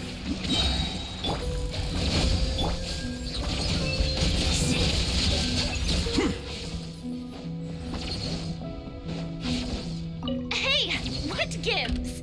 The audience is still watching me, you know. Guards? Wait, where are the guards? Guards! Get with me. Ha!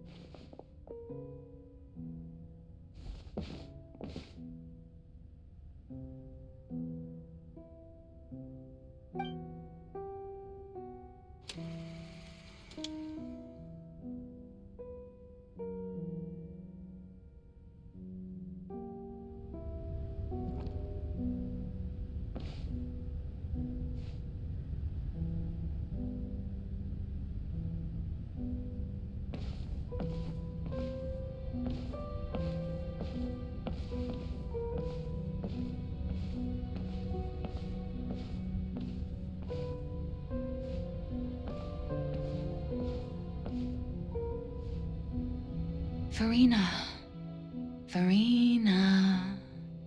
Huh? Who's that? Who's calling me? Where are you? Be not nervous. Be not afraid. I am before you. Wait a moment. You're near me? How can this be?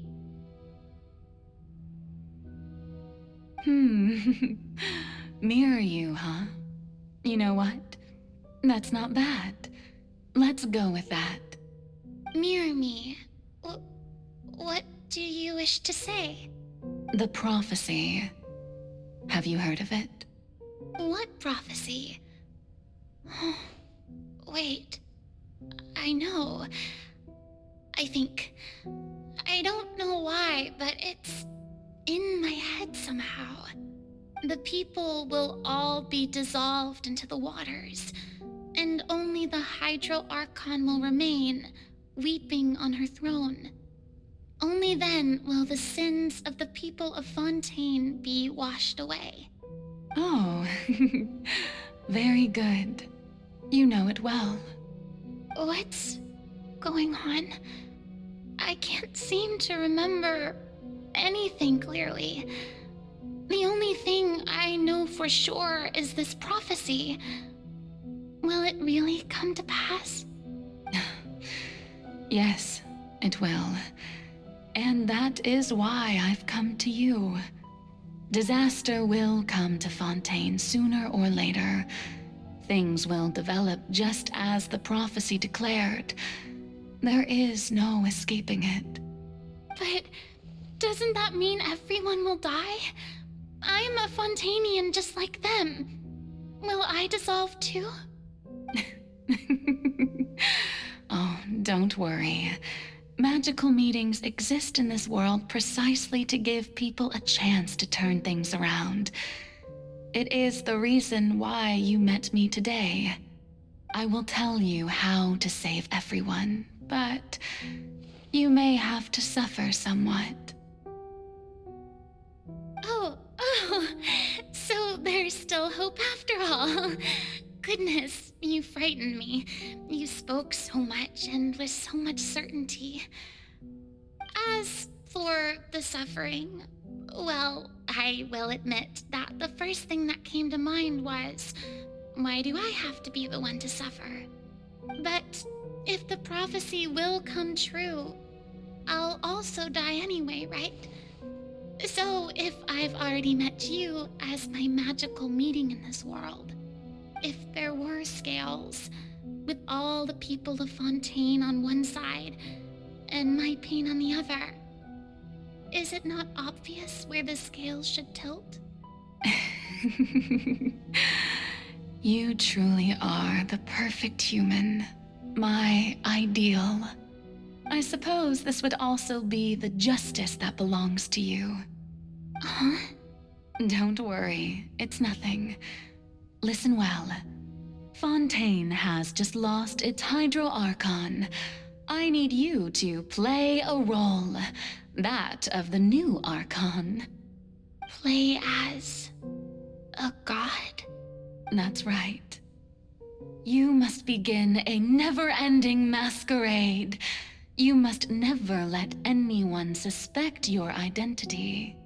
If you can keep it up, then I shall have my way of defying this prophecy. But should your identity be revealed, then all hope will be lost. But how will I do this? A human assuming the role of a god without being exposed? Don't worry. What you must do is not to turn yourself into a real god. You simply need to play the role of a god as humans imagine them to be. Being a human yourself, I'm sure you already know what such an entity would be like. Remember, your true challenge will not be pursuing divinity, but contending against humanity. I'm still not sure I understand, but I'll try. I'll try to do this. So, how long am I going to have to play this role?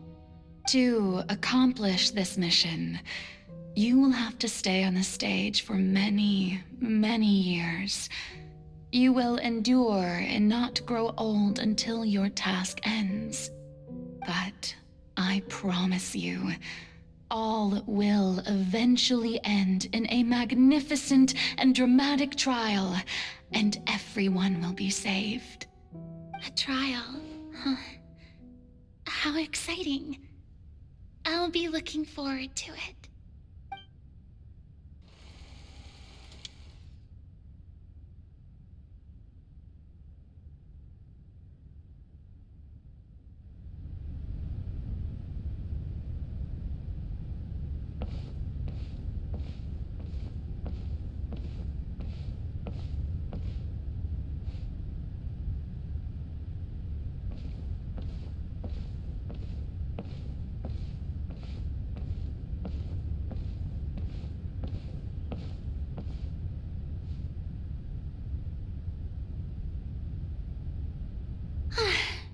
The Maison Cardinalise has announced my accession, but this is my first time facing the people. What should I say to most appear like a god? To be honest, I still don't know. Perhaps I should first try to act natural. Ladies and gentlemen, good evening, and welcome to the Opera Epiclese. I'm sure you've all heard about how I have taken on the role of Hydro Archon. Indeed, I am Verena de Fontaine, your new Archon. In truth, I know little about becoming a nation's new god, but it will be my honor to guide you all. As the god Focalor, the god of justice, I shall do all within my power to lead you into an age of fairness and justice.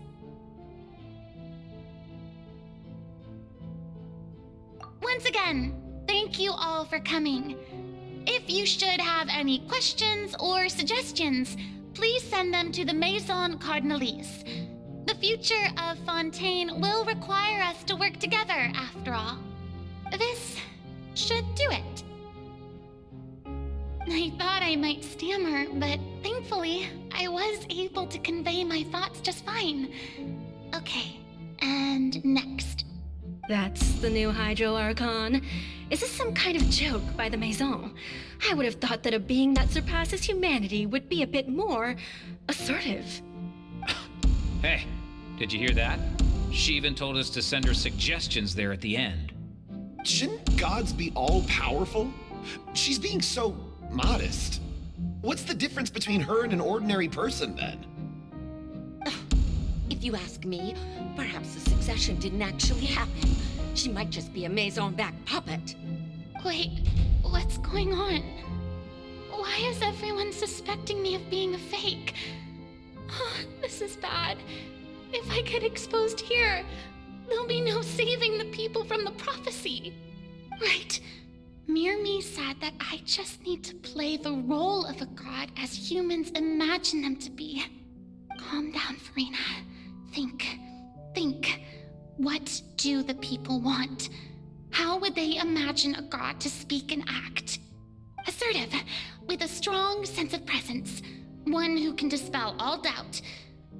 That is the character I'm fated to play.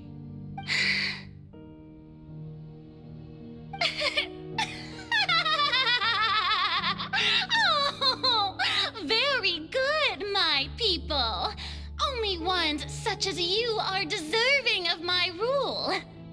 Now, I was wondering if some weak puppet were to one day come onto the stage and claim ownership of this opera house, would the children of Fontaine follow them? Well, it seems that you would all see right through them. Having passed my test, you are qualified to witness wondrous trials alongside my august self, here in this opera house. You may consider my previous act a door gift of sorts. I thought it was a debut that suited the atmosphere. Now then, let us be reintroduced. Ah, so that was just a performance. How could I have forgotten that we were inside an opera house? Her personality. It's quite shocking, to be honest, but I suppose it's a better look than before. Such a fascinating and bold deity. How wonderful! Our future may yet be bright after all. It seems I've turned them around. Best follow this flow and restart my accession speech. My dear people, whether you acknowledge me or not, whether you trust me or nay, I say to you, keep faith in your ardor for justice. We have heard it said that this nation's sins can no longer be washed away. Well, I say that justice is most fragrant when it blooms amid sin. The scales of justice should not weigh heavy in the hands of its God. On one side, it must carry fairness and justice. And on the other, praise and applause. May law be the prayer on our lips. May judgment be our worship. Let us light the fires and drink to the future of Fontaine. There is no trouble in this world that justice cannot solve. All that is needed is for you, my people, to believe in it, heart and soul. So long as I, the Archon Focalor, stand within the Opera Epiclese, so long as I stand before the Oratrice, I shall even judge the gods of this world!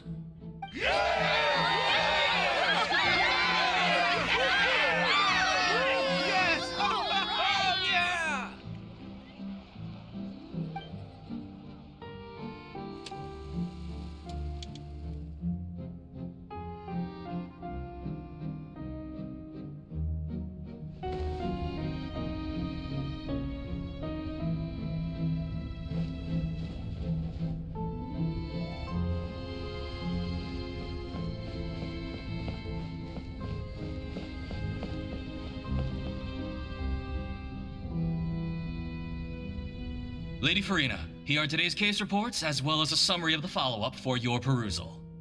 Come now, was I not just at the Opera House in person? Leave these kinds of things to Neuvillette. Besides, none of these trials were the one that I'm looking forward to the most. If I may be so impertinent, what kind of trial are you truly looking forward to? A magnificent, dramatic, and wondrous trial. A trial to end all things. How could you hope to understand? That's true. I fear I lack the ability to grasp your divine thought, Lady Archon. No need for fright, and do not take what I said before too seriously. Go now, do your duties. The trial I await. It will come one day.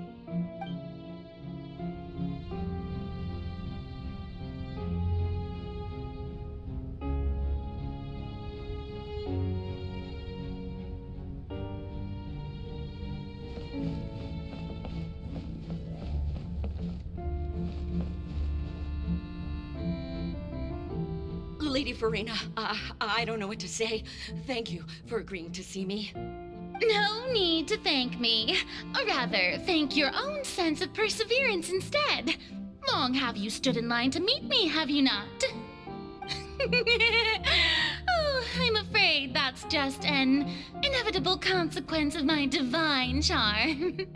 All right, Deoteria, is it?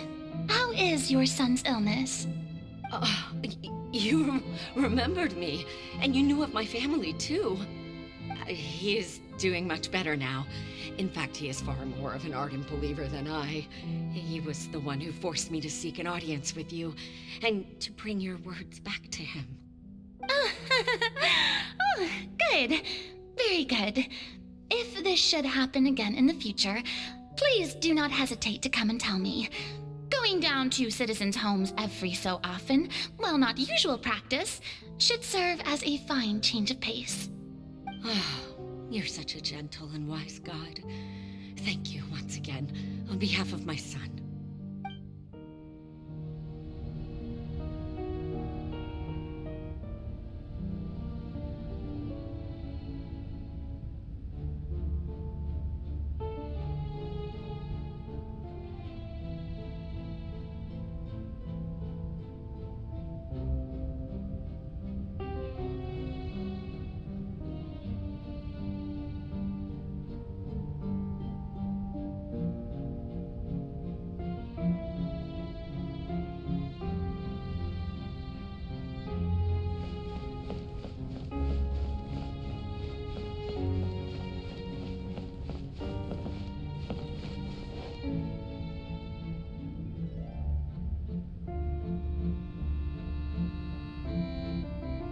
Lady Farina, here are the latest hydrological reports.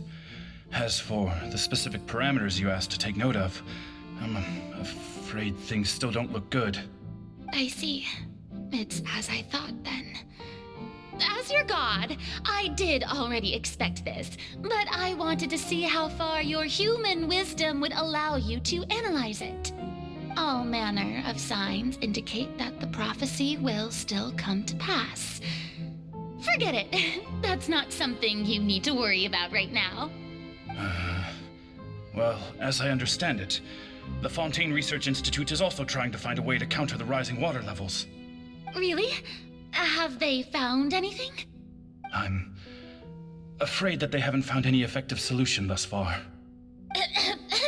Oh, is that so? Well, no wonder. This issue has reached the realm of the gods, after all. Still, their spirit is praiseworthy.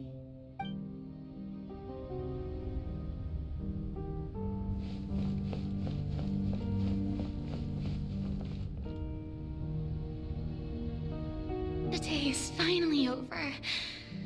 I haven't had a moment to breathe this whole time. But it's good to see that everything's getting on track. There are no longer any voices of suspicion. Maybe this is fine. I just need to keep going, and everyone will be saved. All right, Farina, don't think too hard about this. You need rest. Tomorrow's a new day.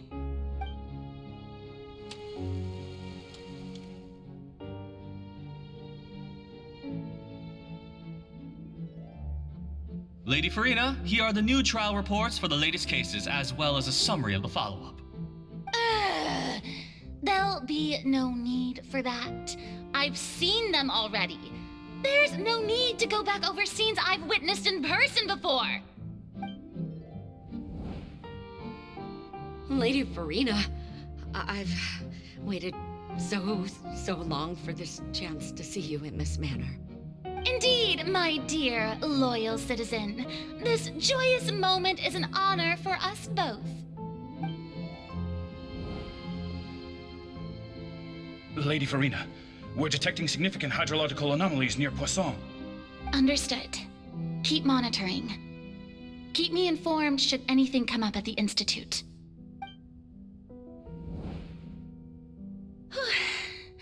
I don't think I let anything slip today. I must show the people that there is nothing to worry about. I just don't know when these days will end. I feel utterly exhausted. Best to rest early today, too.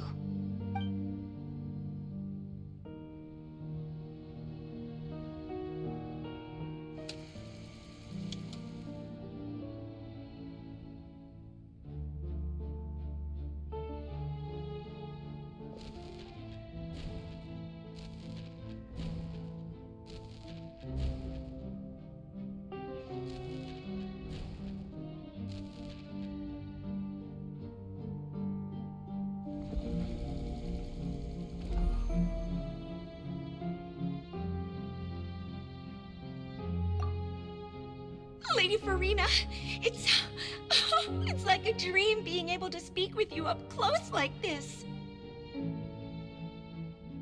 I've heard that the first member of our family who was honored to receive an audience with you was Madame Dioteria, almost 20 generations ago. And what a fine family yours is indeed.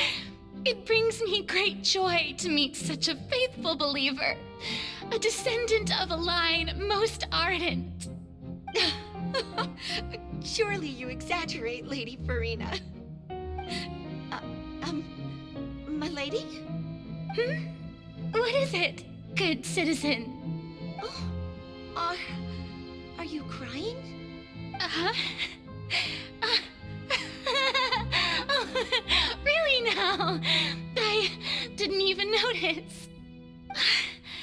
This must be the overflow of hydro from my person. Well, can't quite help being the god whose dominion is the waters, can I? No wonder. A manifestation of your power, then. Oh, Archon, I am honored to have witnessed it. Honored indeed.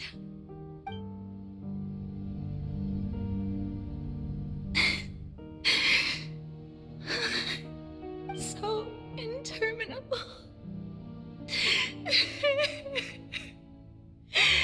So lonely. Just how much longer? Hundreds of years must have passed by now. Perhaps the show must go on for hundreds more. I never imagined that it would hurt so much. Have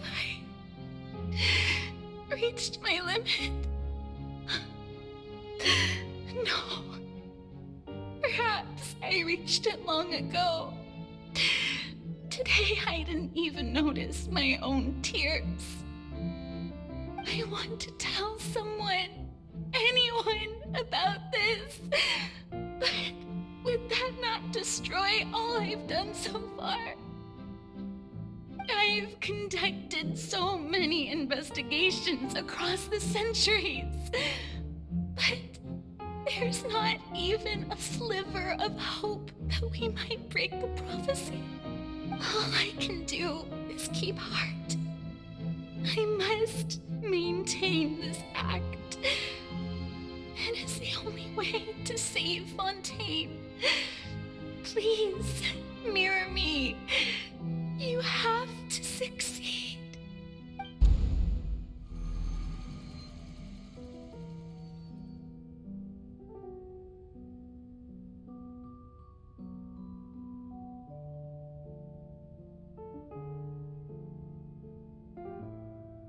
Farina, you don't have to shoulder this burden alone. Although I don't know what you might be keeping from everyone, your people are more than willing to share your burden with you.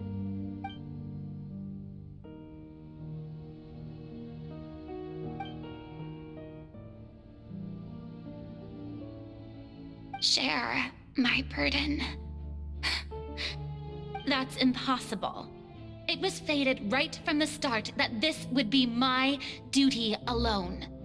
But even if your burden doesn't need to be shared, you can still choose to confide in someone. Just share it with me. I'm what you'd call a witness. A witness? Yes, I've heard that you came to Tevat from beyond the stars, yes. In other words, you never belonged here. And if Tevat is, in its entirety, a show on a stage, then you're just a spectator, aren't you? If that's the case... She's right. I could confide in her, couldn't I? But if things don't play out as expected, the people of Fontaine will be the ones to pay the price. No, Farina, you shouldn't be selfish. But what if it's really all right? Farina, you've worked so hard for so long. Surely it would be okay to put yourself first for once. Just this once. Is it such an outrageous thing to do anyway? To find someone in whom you can confide your frustrations and sorrows? Surely it could not hurt. If you let this opportunity slip through your fingers, it might never come by again. Think about it long and hard.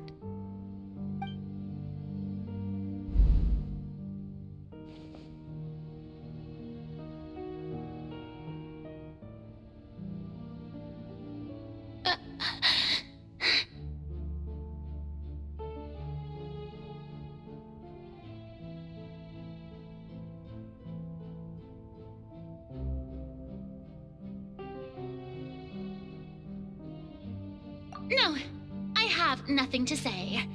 I am Farina, the Archon of Fontaine. Everything will surely get better. All you need to do, dear spectator, is to witness my performance until the curtains fall.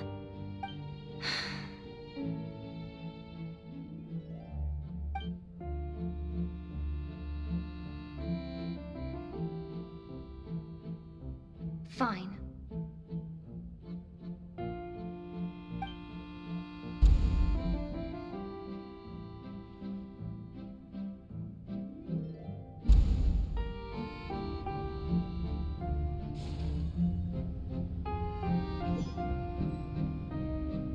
So even Farina doesn't know the truth? You've never once let her in on the full plan? Yes, it had to be done.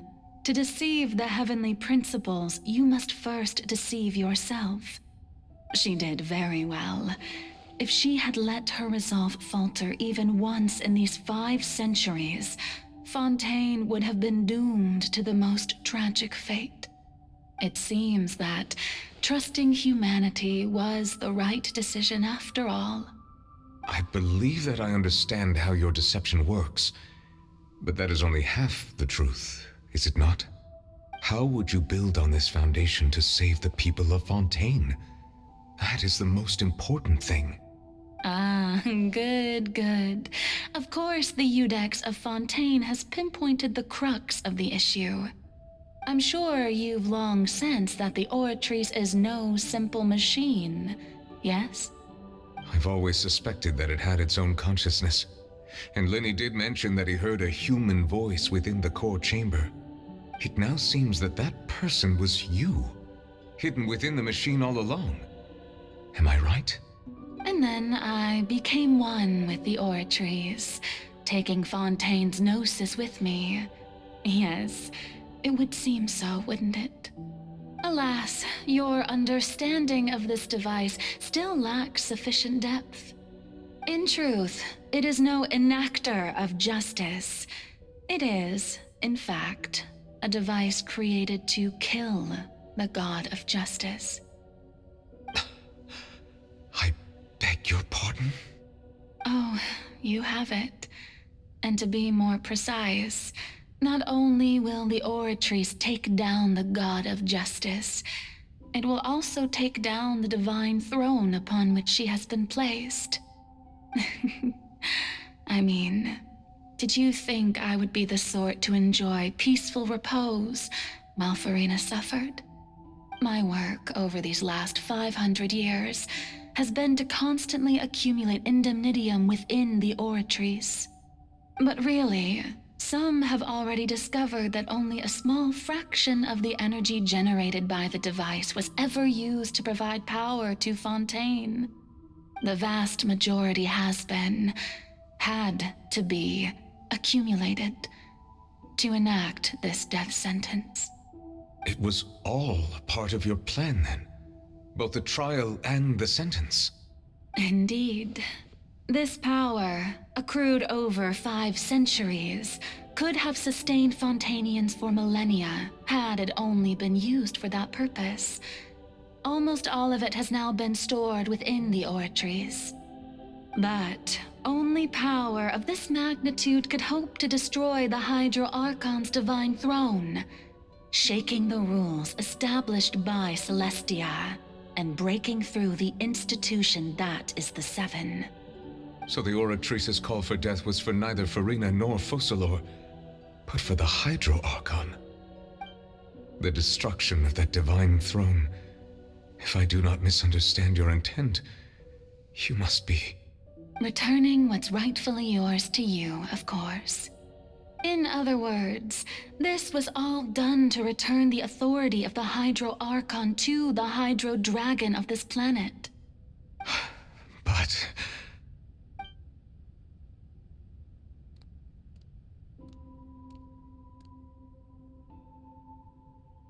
Oh, what? Getting sad again, are we? The authority of the ancient dragons shall soon be yours once more, O Hydro Dragon Sovereign. And this is the face you make. all you've done throughout the years is just so you can sacrifice yourself at the very end. I've never quite seen it that way, you know. Even now, I'm quite pleased at how well my deception worked.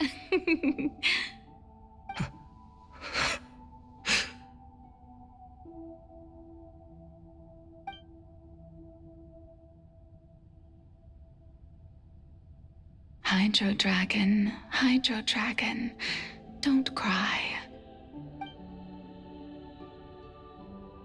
I must say, had it been within my rights, I would have loved to judge the heavenly principles themselves. Were they not guilty of essentially the same crime?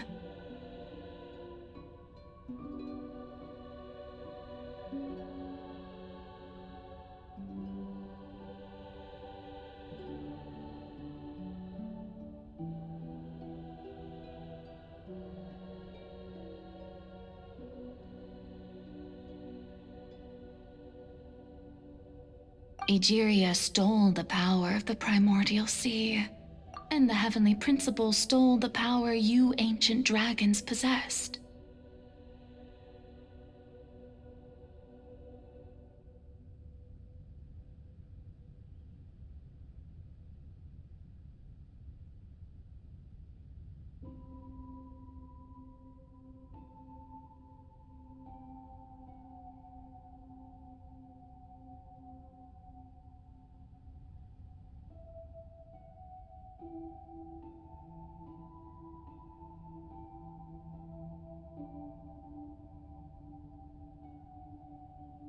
I, for my part, am the god of justice. And is it not just that your original powers should be returned to you? Speaking of justice, I have always believed that justice lies in the process of pursuing human existence itself. So, if the theft of the primordial sea's might was Fontaine's original sin, Then, leaving matters of procedural right and wrong aside, the descent of the Fontanians as humans and their right to exist in this world would be Fontaine's original justice. In other words, existence was Egeria's justice, and to me, justice is the continuation of that existence. Defying the prophecy and ensuring that Fontaine's people shall live on, that should be the justice enthroned over all others. At this point, we, whether it be myself or all other Fontanians, have shouldered the burden of this sin for far too long. Iudex Nervillet, the highest judge in our land, when you regain your full power as an elemental sovereign, what verdict shall you pass upon us? So when I was invited to the court of Fontaine to serve as Iudex, I see now that that was your idea too. At last, I now understand the true purpose behind this position. In the beginning, I was uninterested in human existence. But these 5 centuries of living alongside them have gradually brought about mutual understanding between us. And I have even attempted to feel as they feel. You are a devious one, Focalor. Things being as they are, surely you know that I could never declare them to be guilty.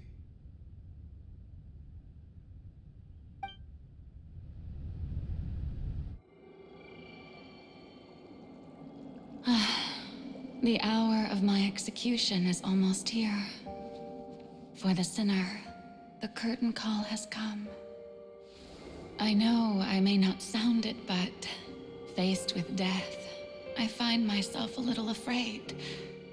Perhaps this is one thing both gods and humans have in common.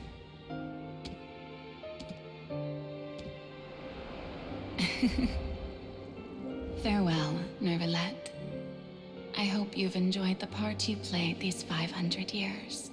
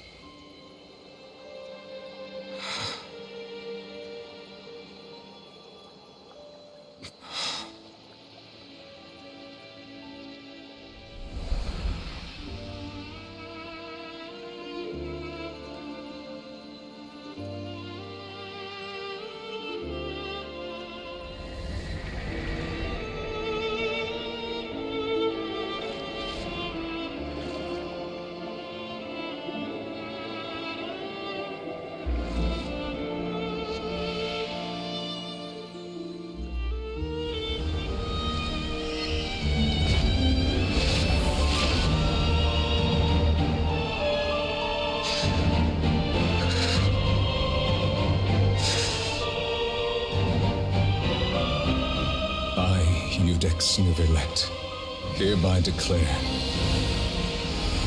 people of Fontaine, your sins are forgiven.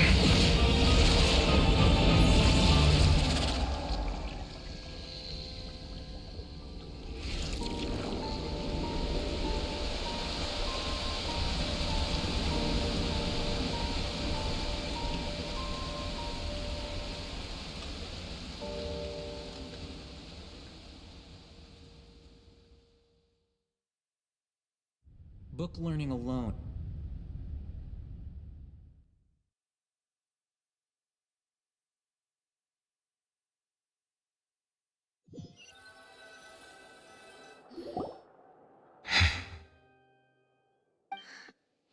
What just happened?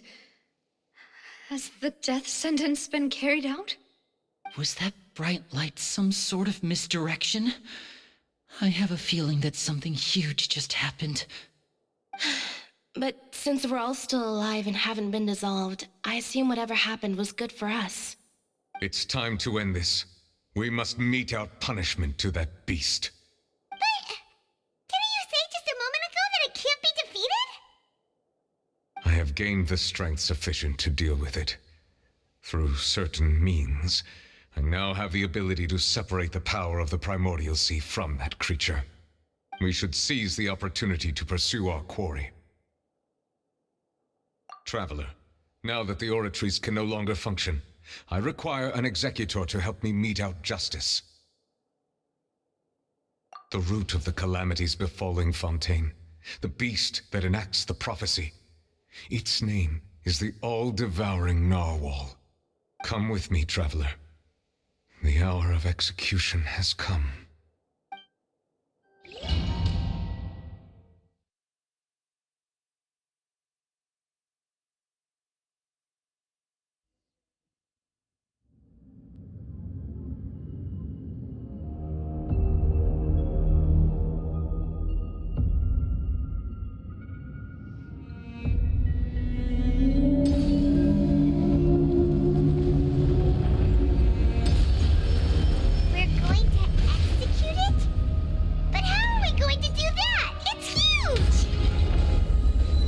Done my best to separate the power of the Primordial Sea from the whale. Considering the size of the beast, I cannot reach the power source. Unless we can find a way to attack it from within.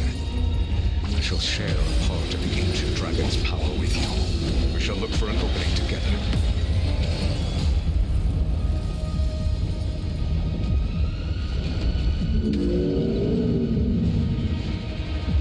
I can feel its sorrow turning into hostility.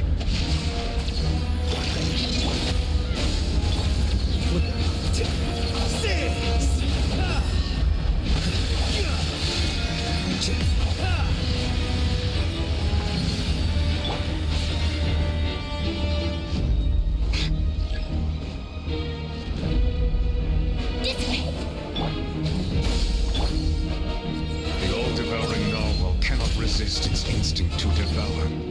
Continue to trigger its hostility, and chance will present itself.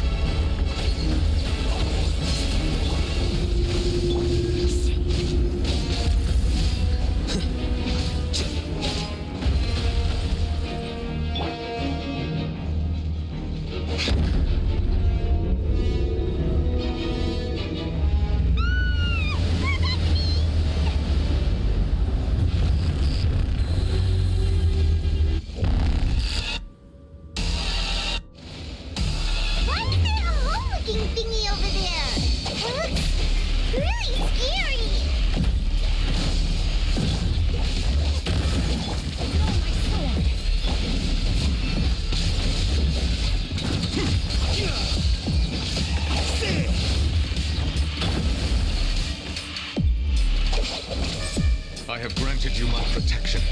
Do not fear. Seize the moment. Use my power to suppress its root from within.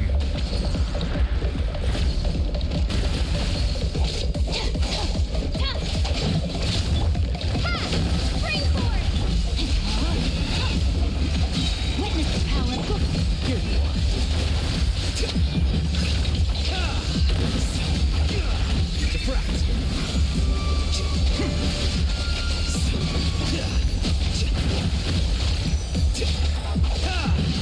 Our bond is strong.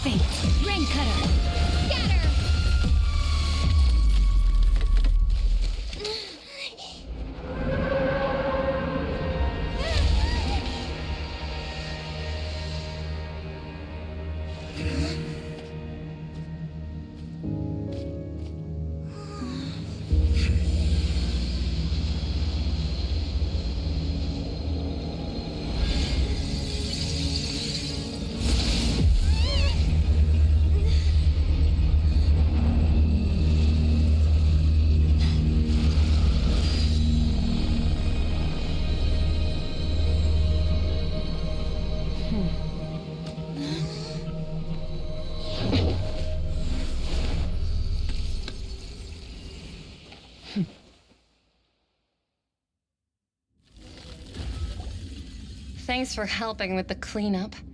It should have been my job, but... oh well. It was just supposed to be a short private training session for me.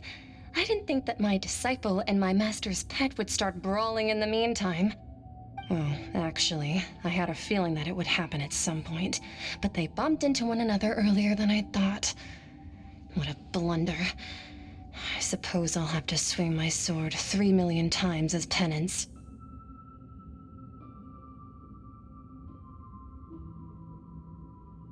That power. Who are you exactly? Paimon has an idea. From what she said earlier, she must be Child's master. Skirk, right? It's just that he gave us the impression that she was the less talkative person. I simply did not have anything to say to the weak. But you, on the other hand, managed to defeat the all-devouring narwhal without using power from beyond this world. So you may speak to me as equals. I have to agree. It's a strange use of a planet's primordial waters just to raise an all-devouring narwhal. That kind of power is wasted on it. It's not cooperative, it eats too much, and I have more important things to do with my time than pet sitting. The only thing that creature has going for it is its looks. All in all, it fails as a pet. Miss Skirk? I think you might have missed the point. The point being? Well, being that this pet almost destroyed an entire nation. So what sort of person is your master? Well, Child's master's master. Wait, is that right? Oh, right. So you don't know him. Sorry, I assumed you did. His name is Sir Tologi. Huh? I am unfamiliar with that name. Huh. So Master isn't sufficiently famous. How should I describe him then? Have you heard of the name The Fowl? The Fowl? Still nothing? Well, how about the Visionary? Vetterfulnir then? Or Gold Rhine-Daughter? Ooh, that one we've heard! Rhine-Daughter's part of the Hexen Circle. She's Albedo's mom, right? Oh, so you do know that name. To be honest, I also heard all of those names and titles from my master. I don't actually know them either. But I suppose you understand now, yes? My master is likely a similar sort to Rhine-Daughter. They are both pursuing some form of perfection. Wait, didn't you also mention a visionary person? Paimon didn't quite catch their name. Actually, never mind that. I believe it expedient to inform you that the all-devouring narwhal used up nearly all its strength fighting you. Such roiling hydro energies will prove difficult for the planet's deep seas to digest. As such, the fontaine back on the surface has most likely been thrown into chaos. In other words, the prophecy that you've been fretting over should now be in full swing. What?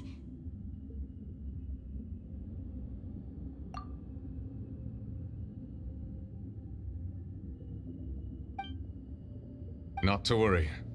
Focalor has already managed to deceive the heavenly principles.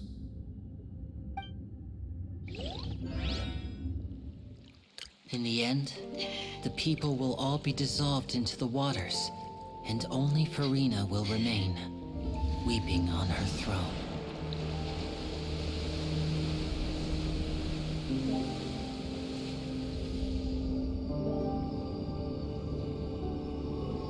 Only then will the sins of the people of Fontaine be washed away.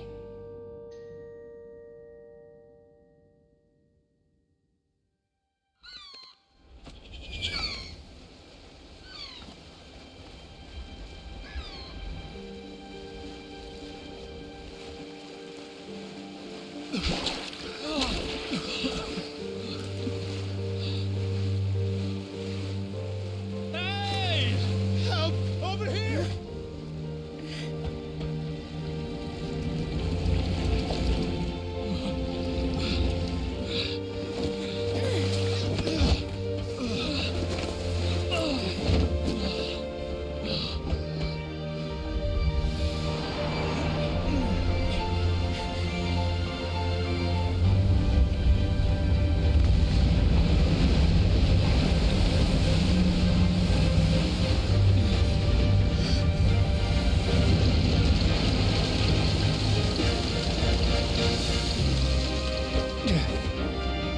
Archons, initiate emergency rescue!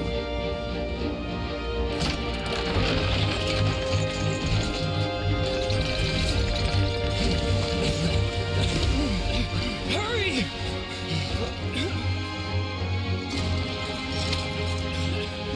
Hey, lend a hand!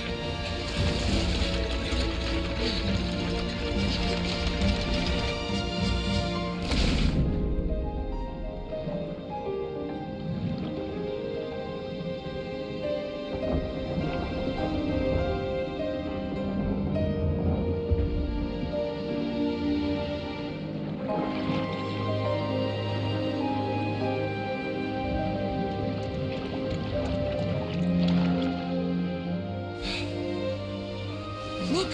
The water's receding! It's a miracle!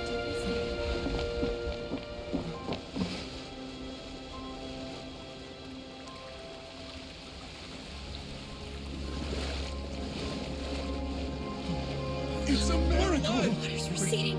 We didn't dissolve. The prophecy was wrong. The prophecy was wrong.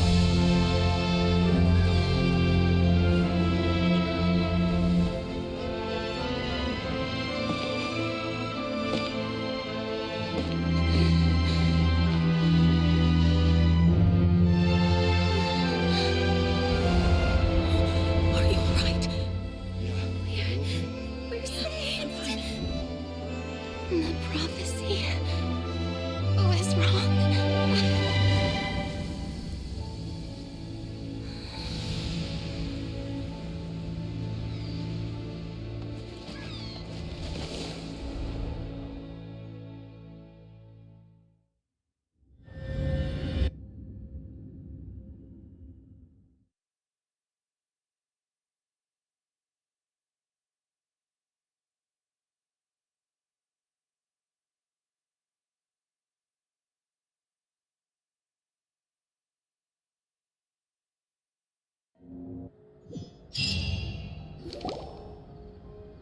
The soil renewed. The Spina attacks post-disaster rebuilding. I recently visited Poisson to meet with Miss Navia, spokesperson of the Spina di Rusula, and we spoke about Poisson's present and future. Old soil can still give birth to new bloom, Miss Navia stated.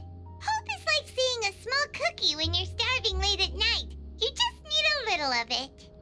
Skyship Winglet, lunar brain of the Fontaine Research Institute.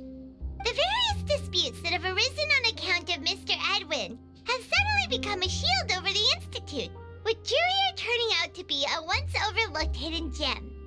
People always call the first researcher mad, but few know what to call the second. And should that latter person achieve a miracle, they would find it all the harder to find a word with which to classify him and his team. Wow! Paimon barely recognizes the people in the reports. Are those really Jurier and Navia? They sound like real big shots.